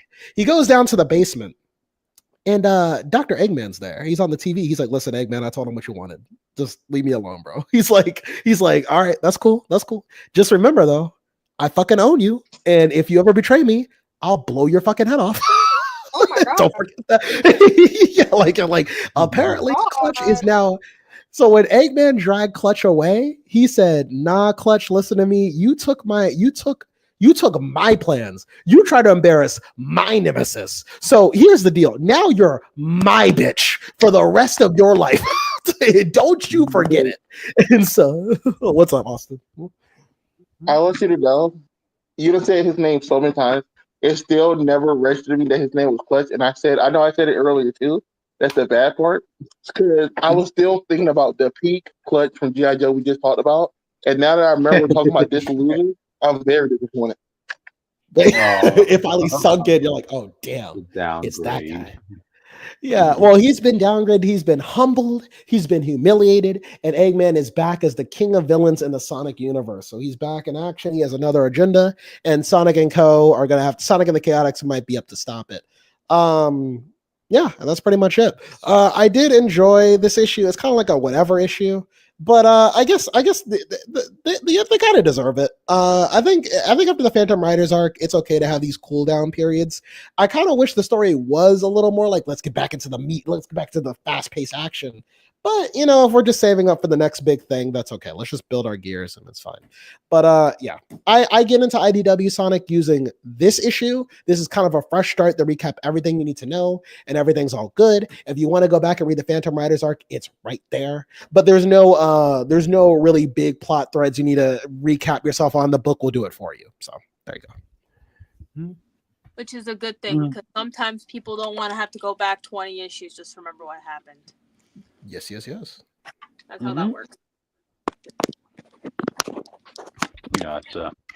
So, yeah, sounds like a fun issue that can blow someone's mind out, So, Well, yeah, literally. Yep. So, all right. Any final thoughts on this before we move on, man? Okay. No? Yeah, well, I don't know about Jake, but I'm ready to go. Yeah. Okay. All right. Next, let's move on to the next one. What? No, wait. What? I thought it was my book next. No, it was my book. That's on the list. So Hold on. I swear I read the list. Yeah, no, it's my turn, and then it's back to Jake, and then it's yeah. According to the list, I copy and paste it from Discord. The list got changed when we cut out Wonder Woman and stuff, so we had to pace out the books differently. Oh, yeah. Okay. Well, yeah, okay. All right. Well, since we had the picture up anyways, I guess we might as well get this over with. Get it out of the way, audience. So let's talk about Spider-Boy number 17. Spider-Boy disappeared from the sideline. Found a home inside your heads. All right, so this is right after that whole, the Dragon Challenge arc where Bailey won himself a legion of unbeatable ninjas up his disposal, audience. You remember? No. So, yeah. So anyway, Bailey and Daredevil come back from Madripoor. Daredevil gets him back home safely, and he's like telling Bailey, okay, you did order those band of ninjas to stand down and disband, right? And Bailey's like, well, yeah, that was the plan, right? I mean, what would I, a 10-year-old kid, be doing with a bunch of ninja guards? And I like Daredevil's like saying, your heartbeat is telling the truth. But wait, hold on. You're not actually answering my question, kid. But Bailey just kind of ditches Daredevil. Like, nope, sorry, can't hear you. Too far away. Yeah. So Bailey's just happy to be back, and unfortunately, Killionaire. You remember, for those of you guys who are fans of Johnny Test, what was his name? Bling Bling Boy. Yeah, pretty much think of Killionaire as him, right? He's uh, a 24-inch piece of crap of a kid. He has millions of dollars. He wears bling on himself. He has a solid gold case for his phone.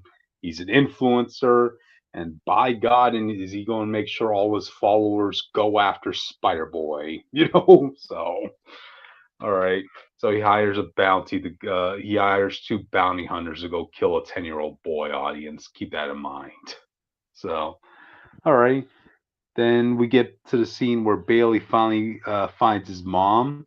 He's happy. He sees everybody there. He sees his best friend. He sees the cat, and he sees Bailey. What the? Because remember, audience, Boy Spider, the spider that was infused with Bailey's DNA. Yeah, he comes back missing his mommy, and now he actually, if he gets enough adrenaline enough, he actually can transform into Bailey Briggs. So he's been impersonating Bailey this whole entire time. So yeah, Bailey does what any 10-year-old boy would do if he finds someone taking his mom. He kicks him in the gut.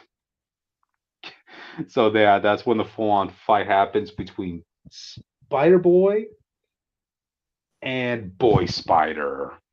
Damn. This is kind of like the little munchkin fight here, audience. They're both fighting for the right to Bailey's mom, to Mrs. Briggs. It's a long, drawn out fight. They're giving it their all, only for Mrs. Briggs to come in and stop the fight. That's it. Both of you, stand down. Oh no, don't you use that spider talk on me. You two are grounded. Now get back to your rooms. I'm like, oh, okay. Yeah, Boy Spider kind of has been hoping to get his mom back, and well, his mom is now going through mom mode here. So, yeah.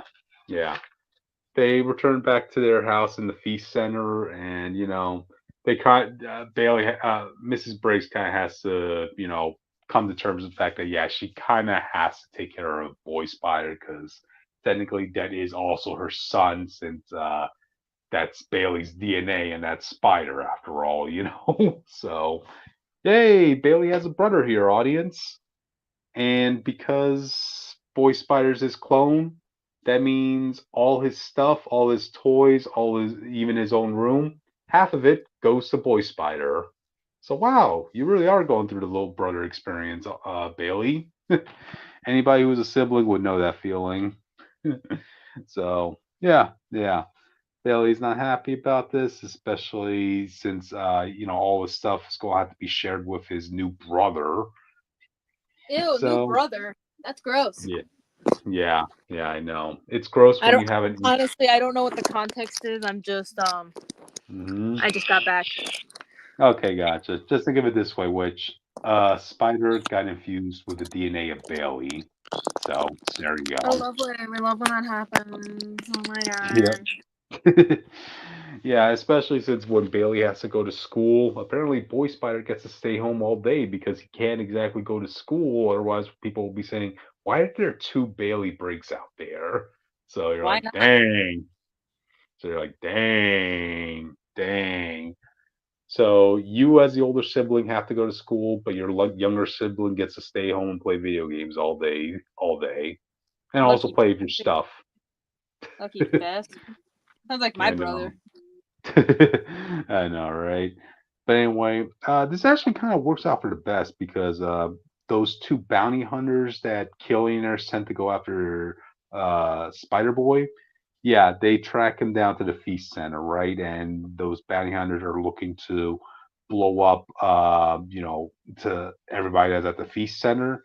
But luckily, Boy Spider's there. He's like, no, I'm not gonna let them hurt my family. So yeah, the fight commences between those two, and it wasn't until Bailey, who's at school, right? He took one of Boy Spider's pencils, and then he gets his spider sense vision. Because remember, audience, Bailey has a spider sense that can alert him to dangers for other people if he holds an object that they held. So, and he envisions that Boy Spider will sacrifice himself to get killed in the fight between those bounty hunters. So they're like, oh dang! So I had to go save him. I know he's not. He's the little brother I never wanted, but god dang it, he's still a brother. So he comes in. There's a team up between Boy Spider and Spider Boy as they fight against these two bounty hunters who kind of have like Boom Boom's powers. where they could just conjure up like little exploding grenades of energy, you know? So they decided to combine their power to make this one really big ball of energy. And Bailey has no choice but to throw that ball of energy into the closet where all the food for the feast center is at. Hey, it's the best you can do at short notice, you know? At least everybody's still alive. So they were able to beat them, and Mrs. Briggs was able to work out a deal with the people that were in that farm from Madame Monstrosity, you know, where she was splicing a lot of people's DNAs with animals. So yeah, she's gonna go back and forth between that farm and New York, and you know, Boy Spider's going to stay there to kind of make sure everything is up and running. Oh, and he also finally gets his own name.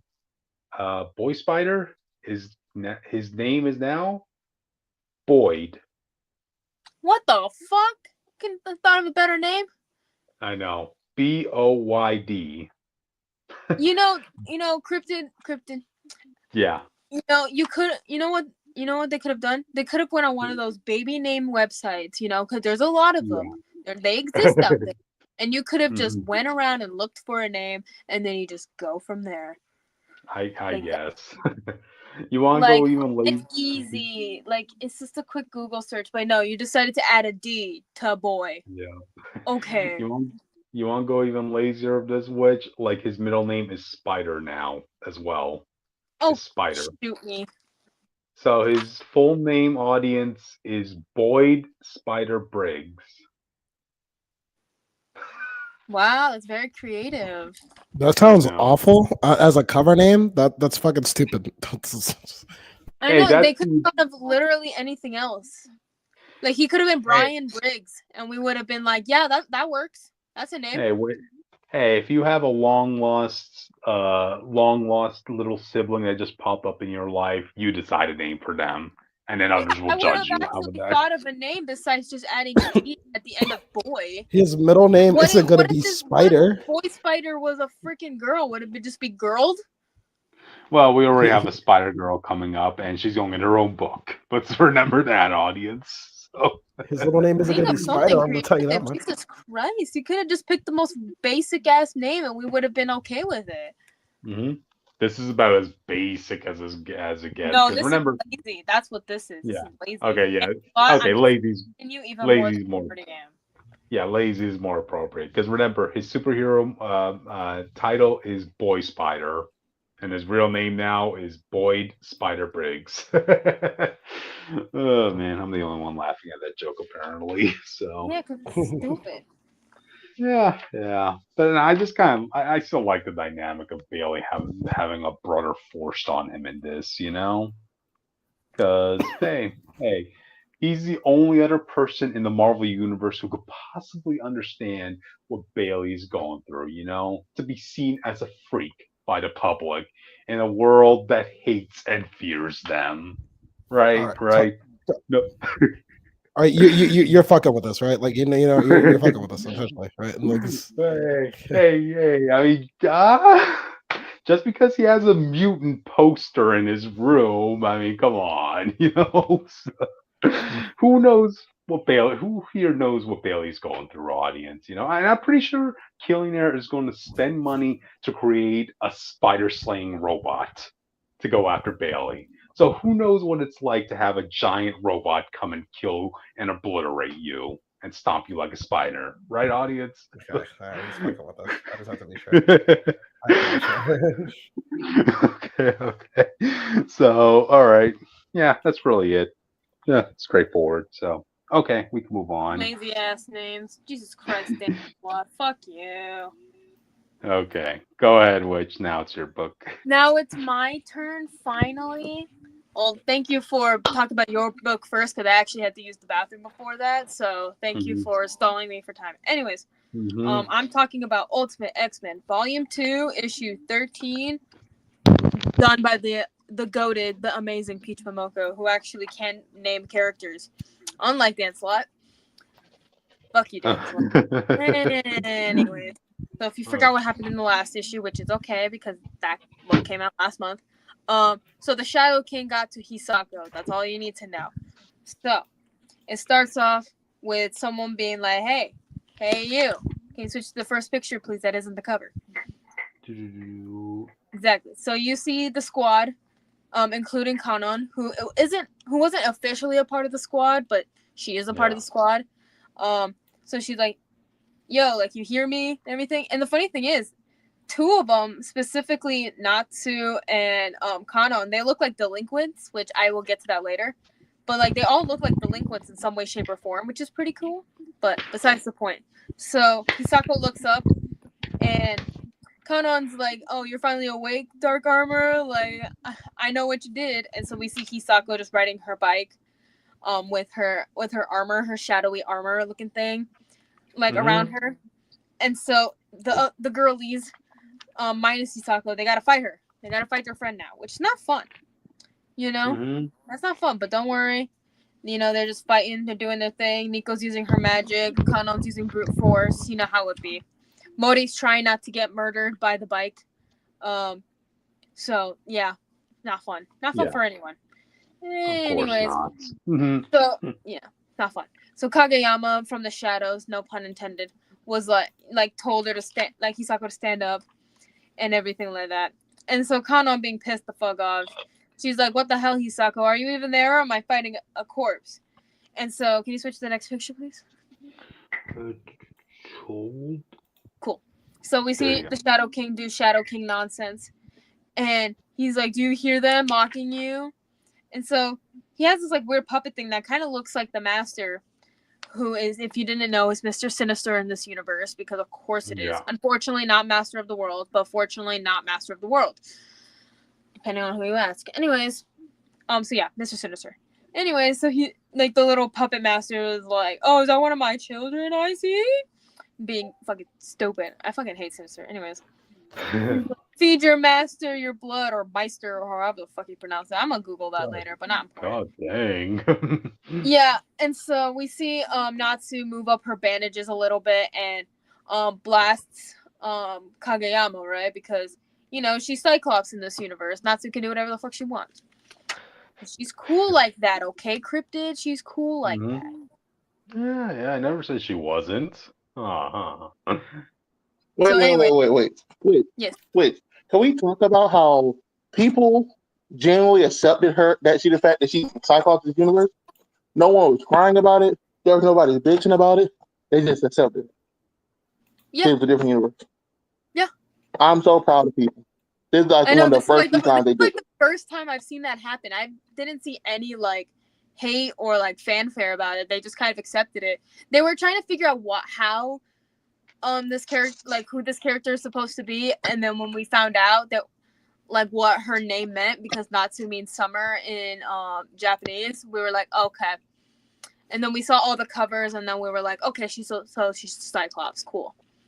So yeah, I didn't really see much bullshit coming out of this, which makes me happy because I love this book, you know. And plus, also, I didn't see anyone giving crap to like Mori either. But I don't think there's a lot of Runaways fans that in this, so you know.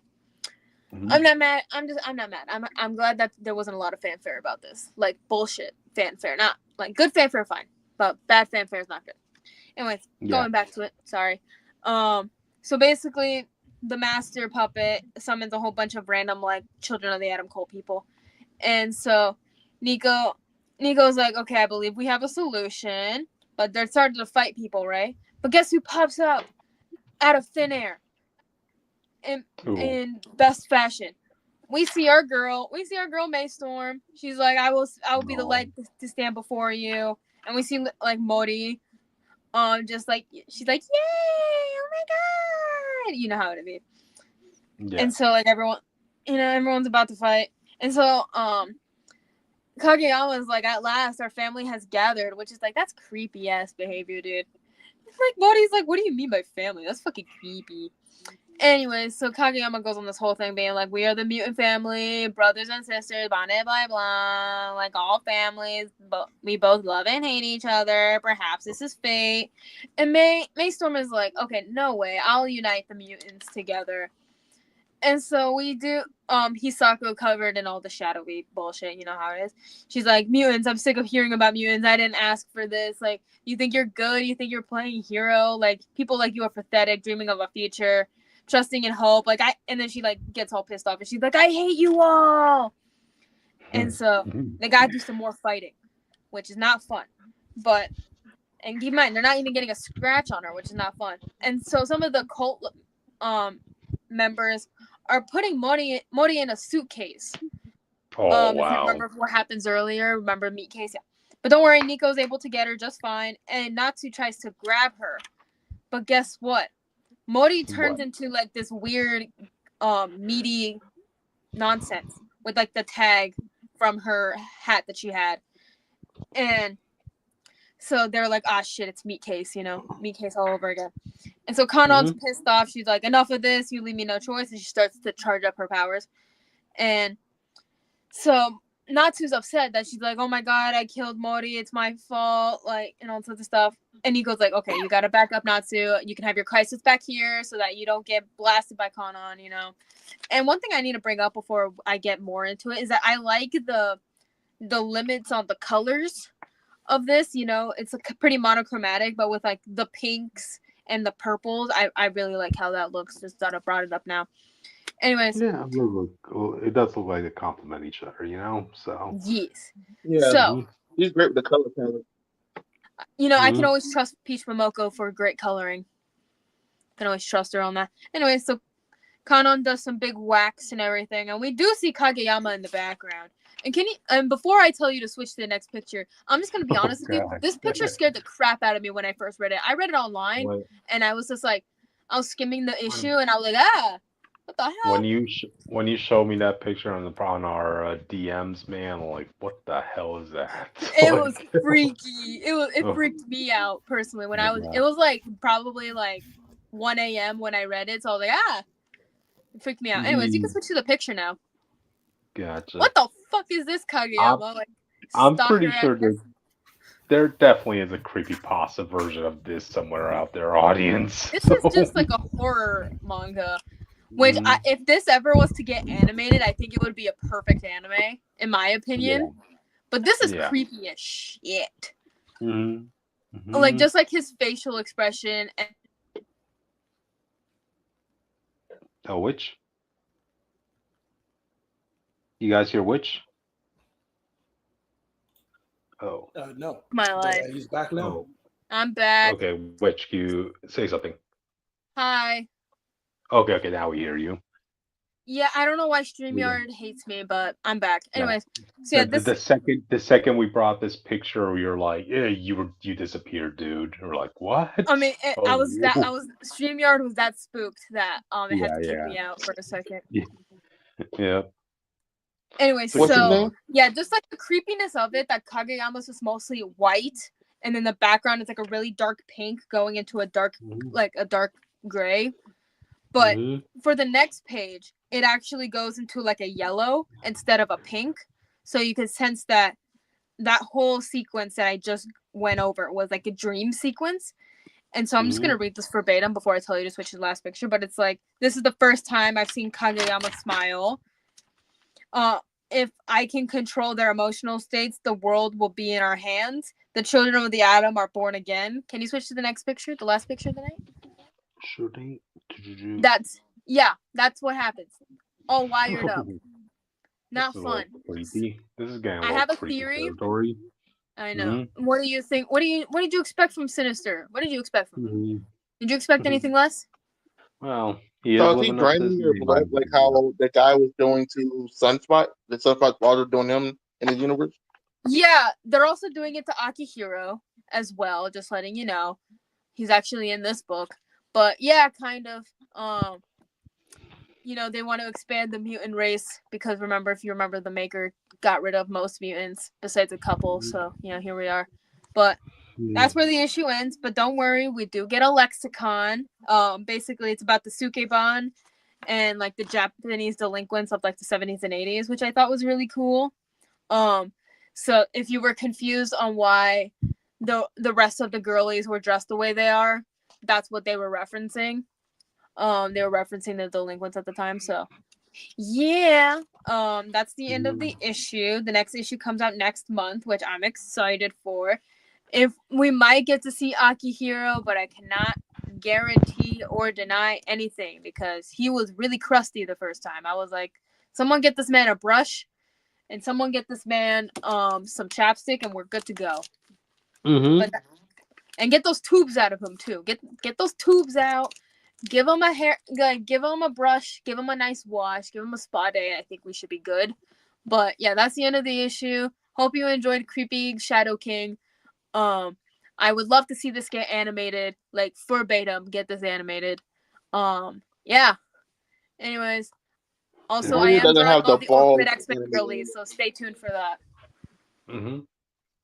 Yeah, that's it. Cool. Go read it. It's super good. It's probably the best X-Men book out right now. Okay, we can move on. What were you saying, Austin? You said you were trying to mention something? I said Marvel doesn't have the balls to animate anymore. I don't feel like we haven't got an animated movie since Marvel Studios and Disney took over.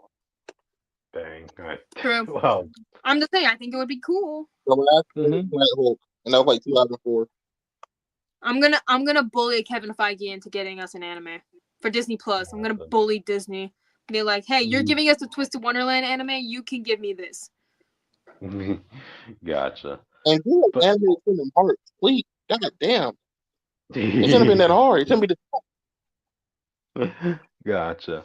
But all right, then. An Epic Studio on this. I guess we should move on to the last book of the night, audience. So, go ahead, Jake.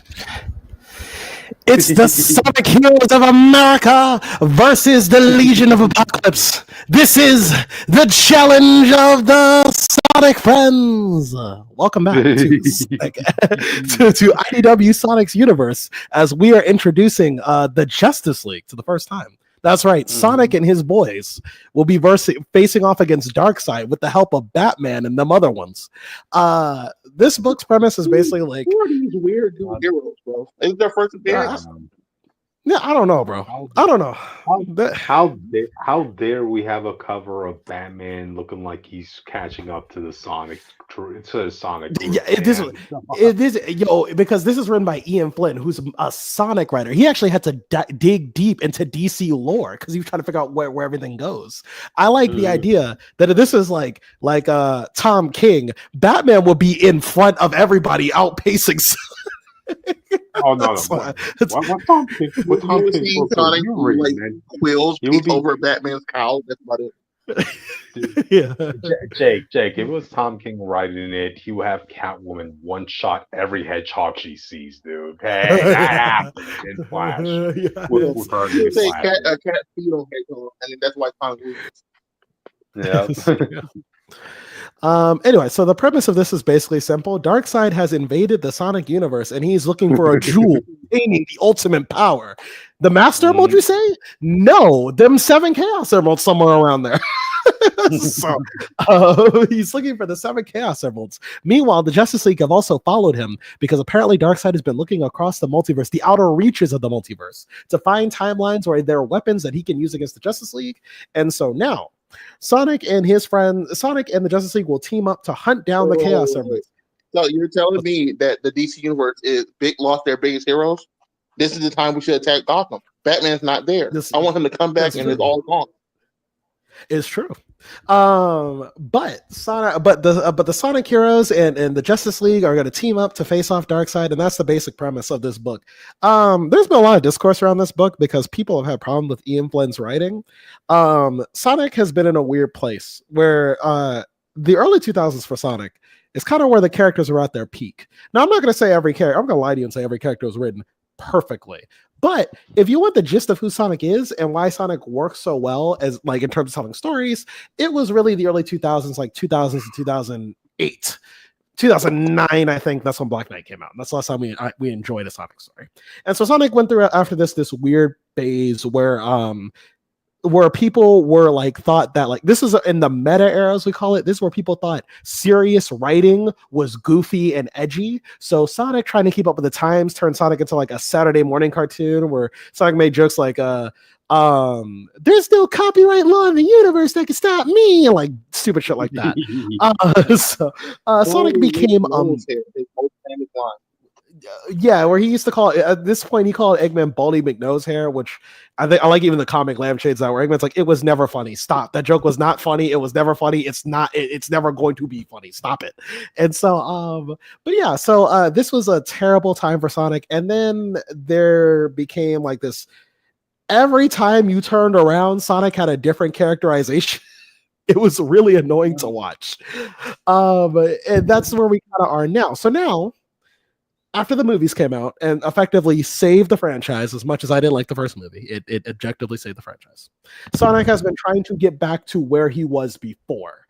But because there's so many different fans in the fandom now, there are a lot of different interpretations that are working into one Sonic and his cast members, and the fandom is kind of tired of it. So Ian Flynn has the unenviable task of trying to fix Sonic back to where he was, but making it appealing to everybody. And I'm going to tell you right now, as someone who's a fan of his work, this is his weakest debut in terms of writing.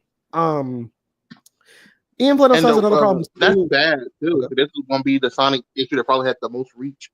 They have the Destiny in it, so you can get a lot of DCs and reading Sonic for the first time. Like this shit mid.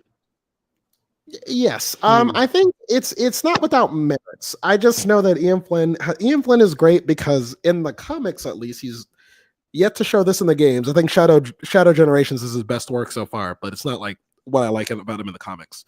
Ian has such a great character voice. Like he's usually good at making the characters, even if it's not your favorite interpretation of Sonic. Sonic sounds like a Sonic interpretation. You know what I mean? Like it might not be your favorite one at the time, but he sounds good. You can say the same about Amy and all of them. And right, he feels like a hedgehog. He feels like a blue hedgehog. I think this book's biggest problem is like for some reason, and I can't put my finger on it. It's just like they sound really watered down based on how Ian typically writes this.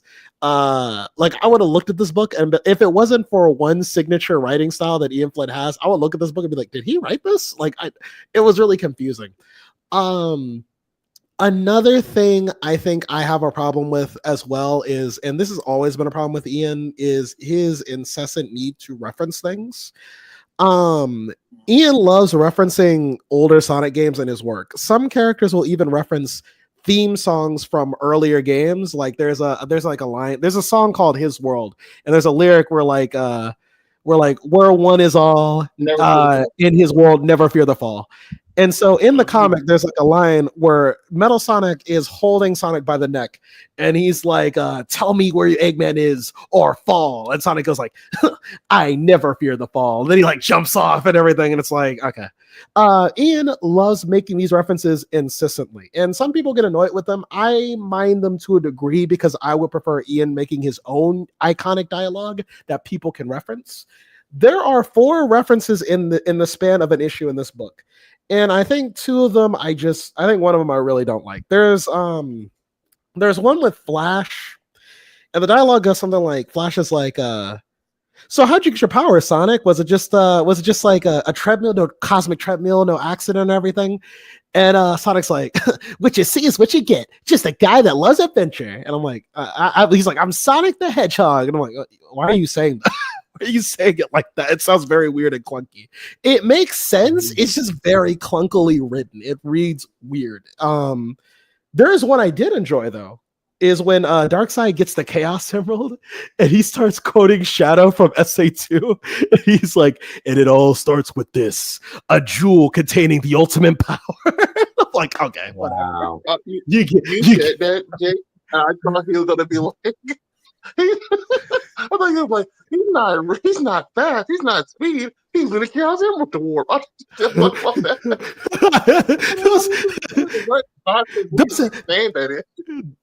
That Omega beams are fast. Wait, that's not his speed. He's using the Chaos Emerald.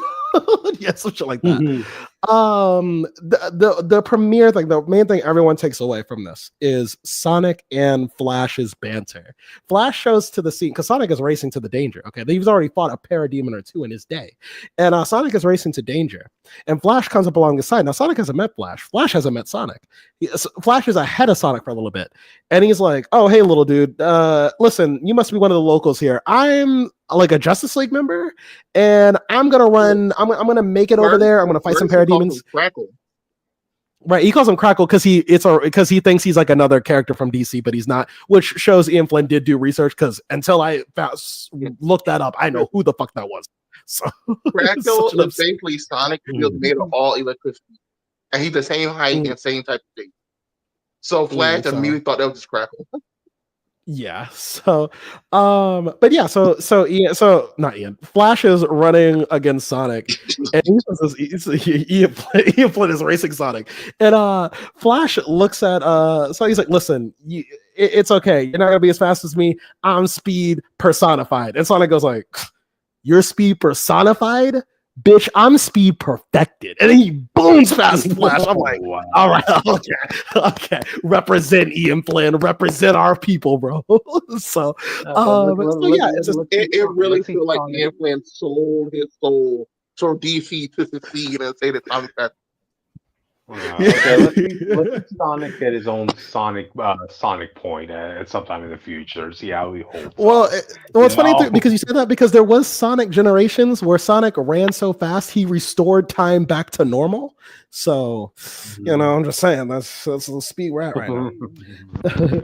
Anyway, but I mean that's not to say Flash is inherently slower than Sonic. They have a race to see how many parademons can be taken out, and I think Flash.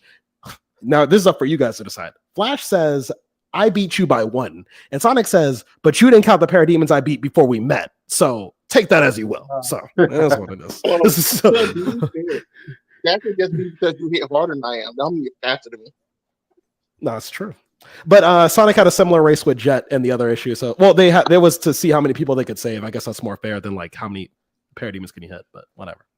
But outside of that, we also have another dynamic salve. I mean, like Superman and Knuckles meet up. They met like in the book, but they kind of cut through it.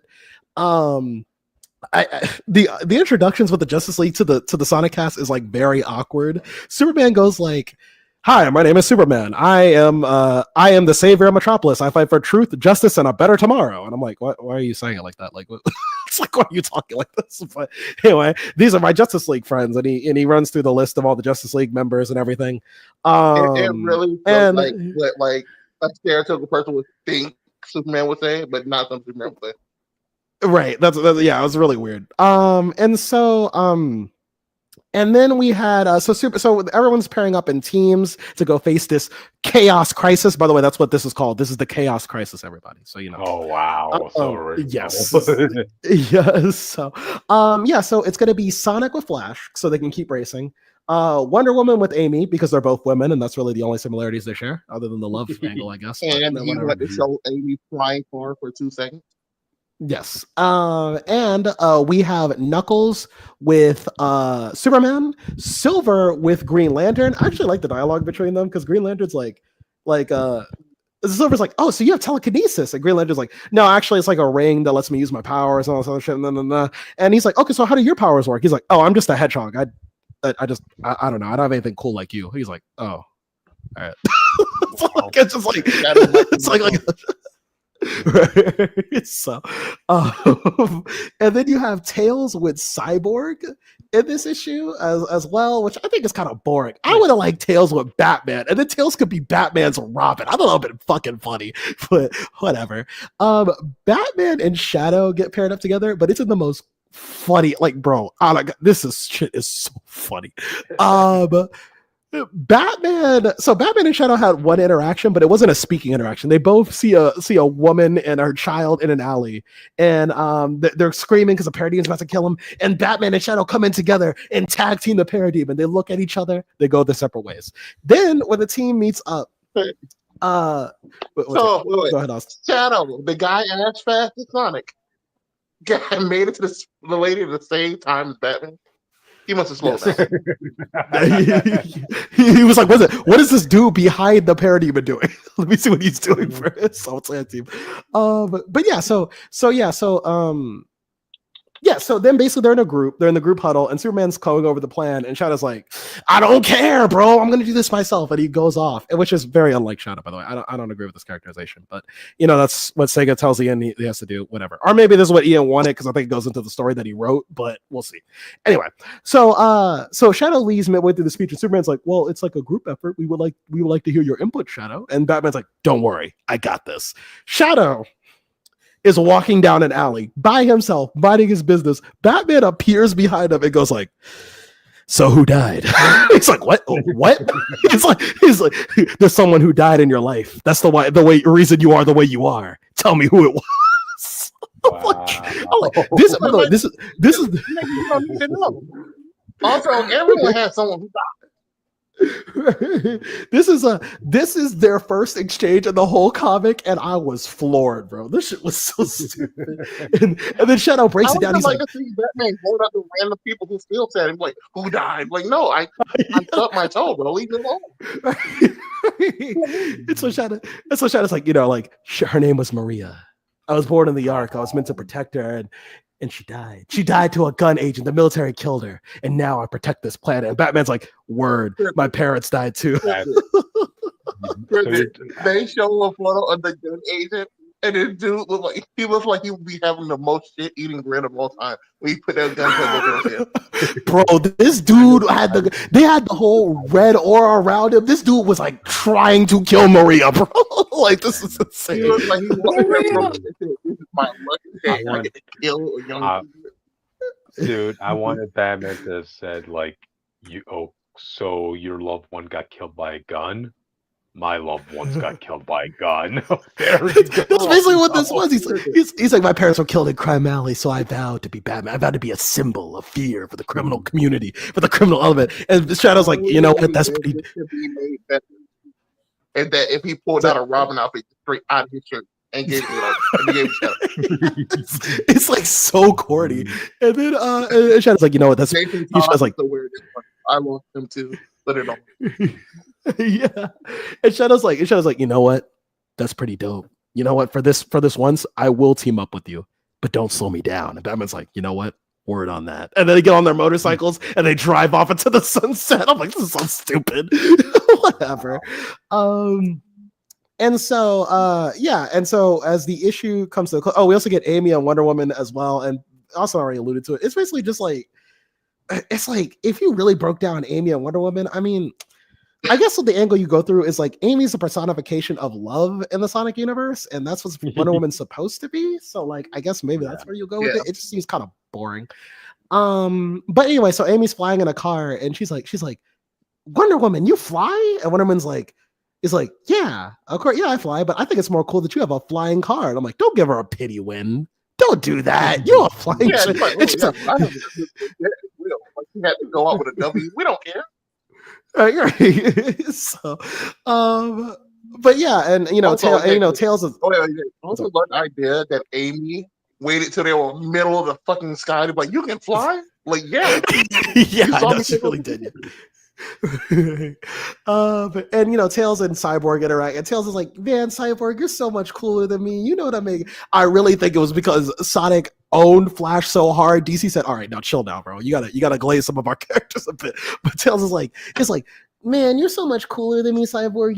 I was working on this thing for months, and you fixed it in like a couple seconds. And Cyborg's like, man, don't sell yourself short, bro. The fact that you're able to come this far, that speaks a testament to your engineering. I'm like, don't little bro Tails, bro. Like, you're not his big bro. Like, stop.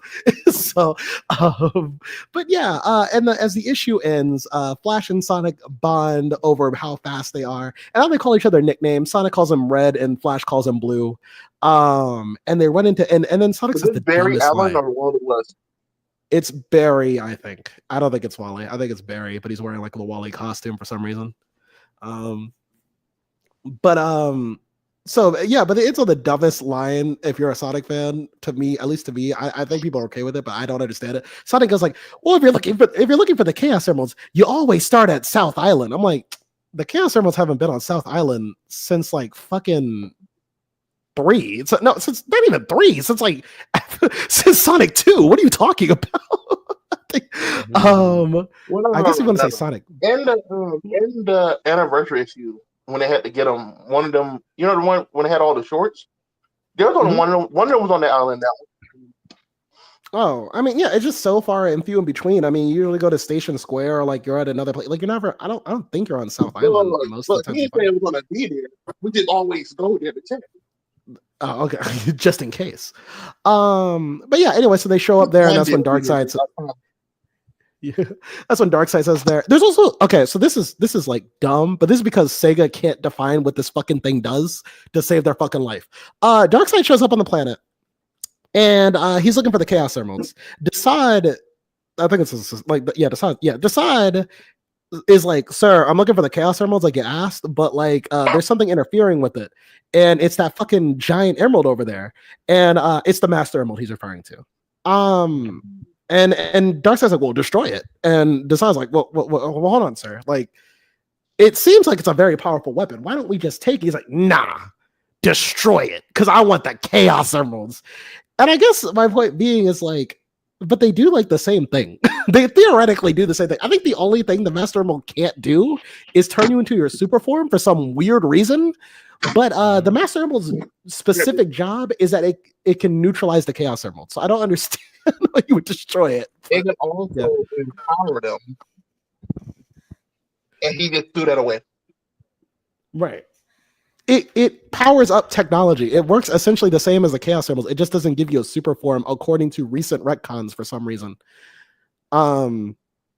So yeah, I just found that a bit strange. But other than that, you know, Darkseid shows up. It's a very shaky issue. The whole issue is just to get you to understand this is Sonic's world and there are DC characters in it. If you're a Sonic fan, for some reason you don't know who the fucking Justice League are, well, this is how you learn it. So like, you know, but if you, I think it was a smart idea to start on Sonic's world because chances are most people won't know Sonic's world compared to DC's world.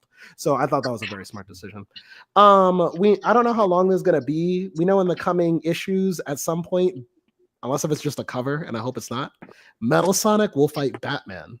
And I pray to God, I pray, bro, that Batman gets his shit wrecked by Metal Sonic. It just has to happen. It just has to happen. I need it. I'm not the hugest Metal Sonic fan, as Austin will tell you, but this is the only thing I ask, bro. I just need him to whoop Batman's ass, just to put some respect on the Sonic's name, bro. Because if Metal Sonic could, don't forget, Sonic is faster than Flash. That means Silver, Shadow, and Metal Sonic are also faster than Flash. I love that for them. I love that for them. And that means if Batman beats, oh, go ahead, Witch. Say it. No, I just said that knocks him down a bit, like a little ledge a little bit. Well, yeah. Well, here's my thing. If Metal Sonic beats Batman, we confirm 3 things. We confirm that Shadow can beat Batman.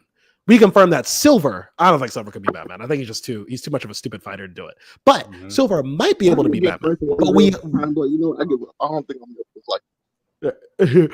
But we confirm without a shadow of a doubt that if Metal Sonic can beat Batman, Sonic the Hedgehog can beat Batman. So yeah. I love that.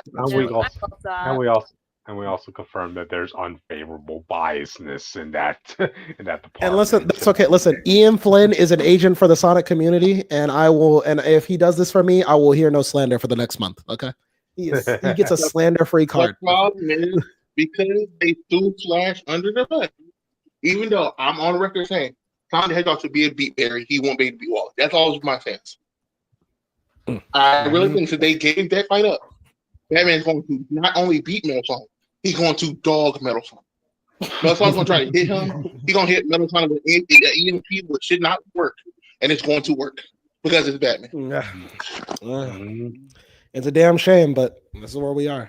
But anyway, at some point, the Sonic character is going to put on Justice League costume, so that's going to be pretty fun.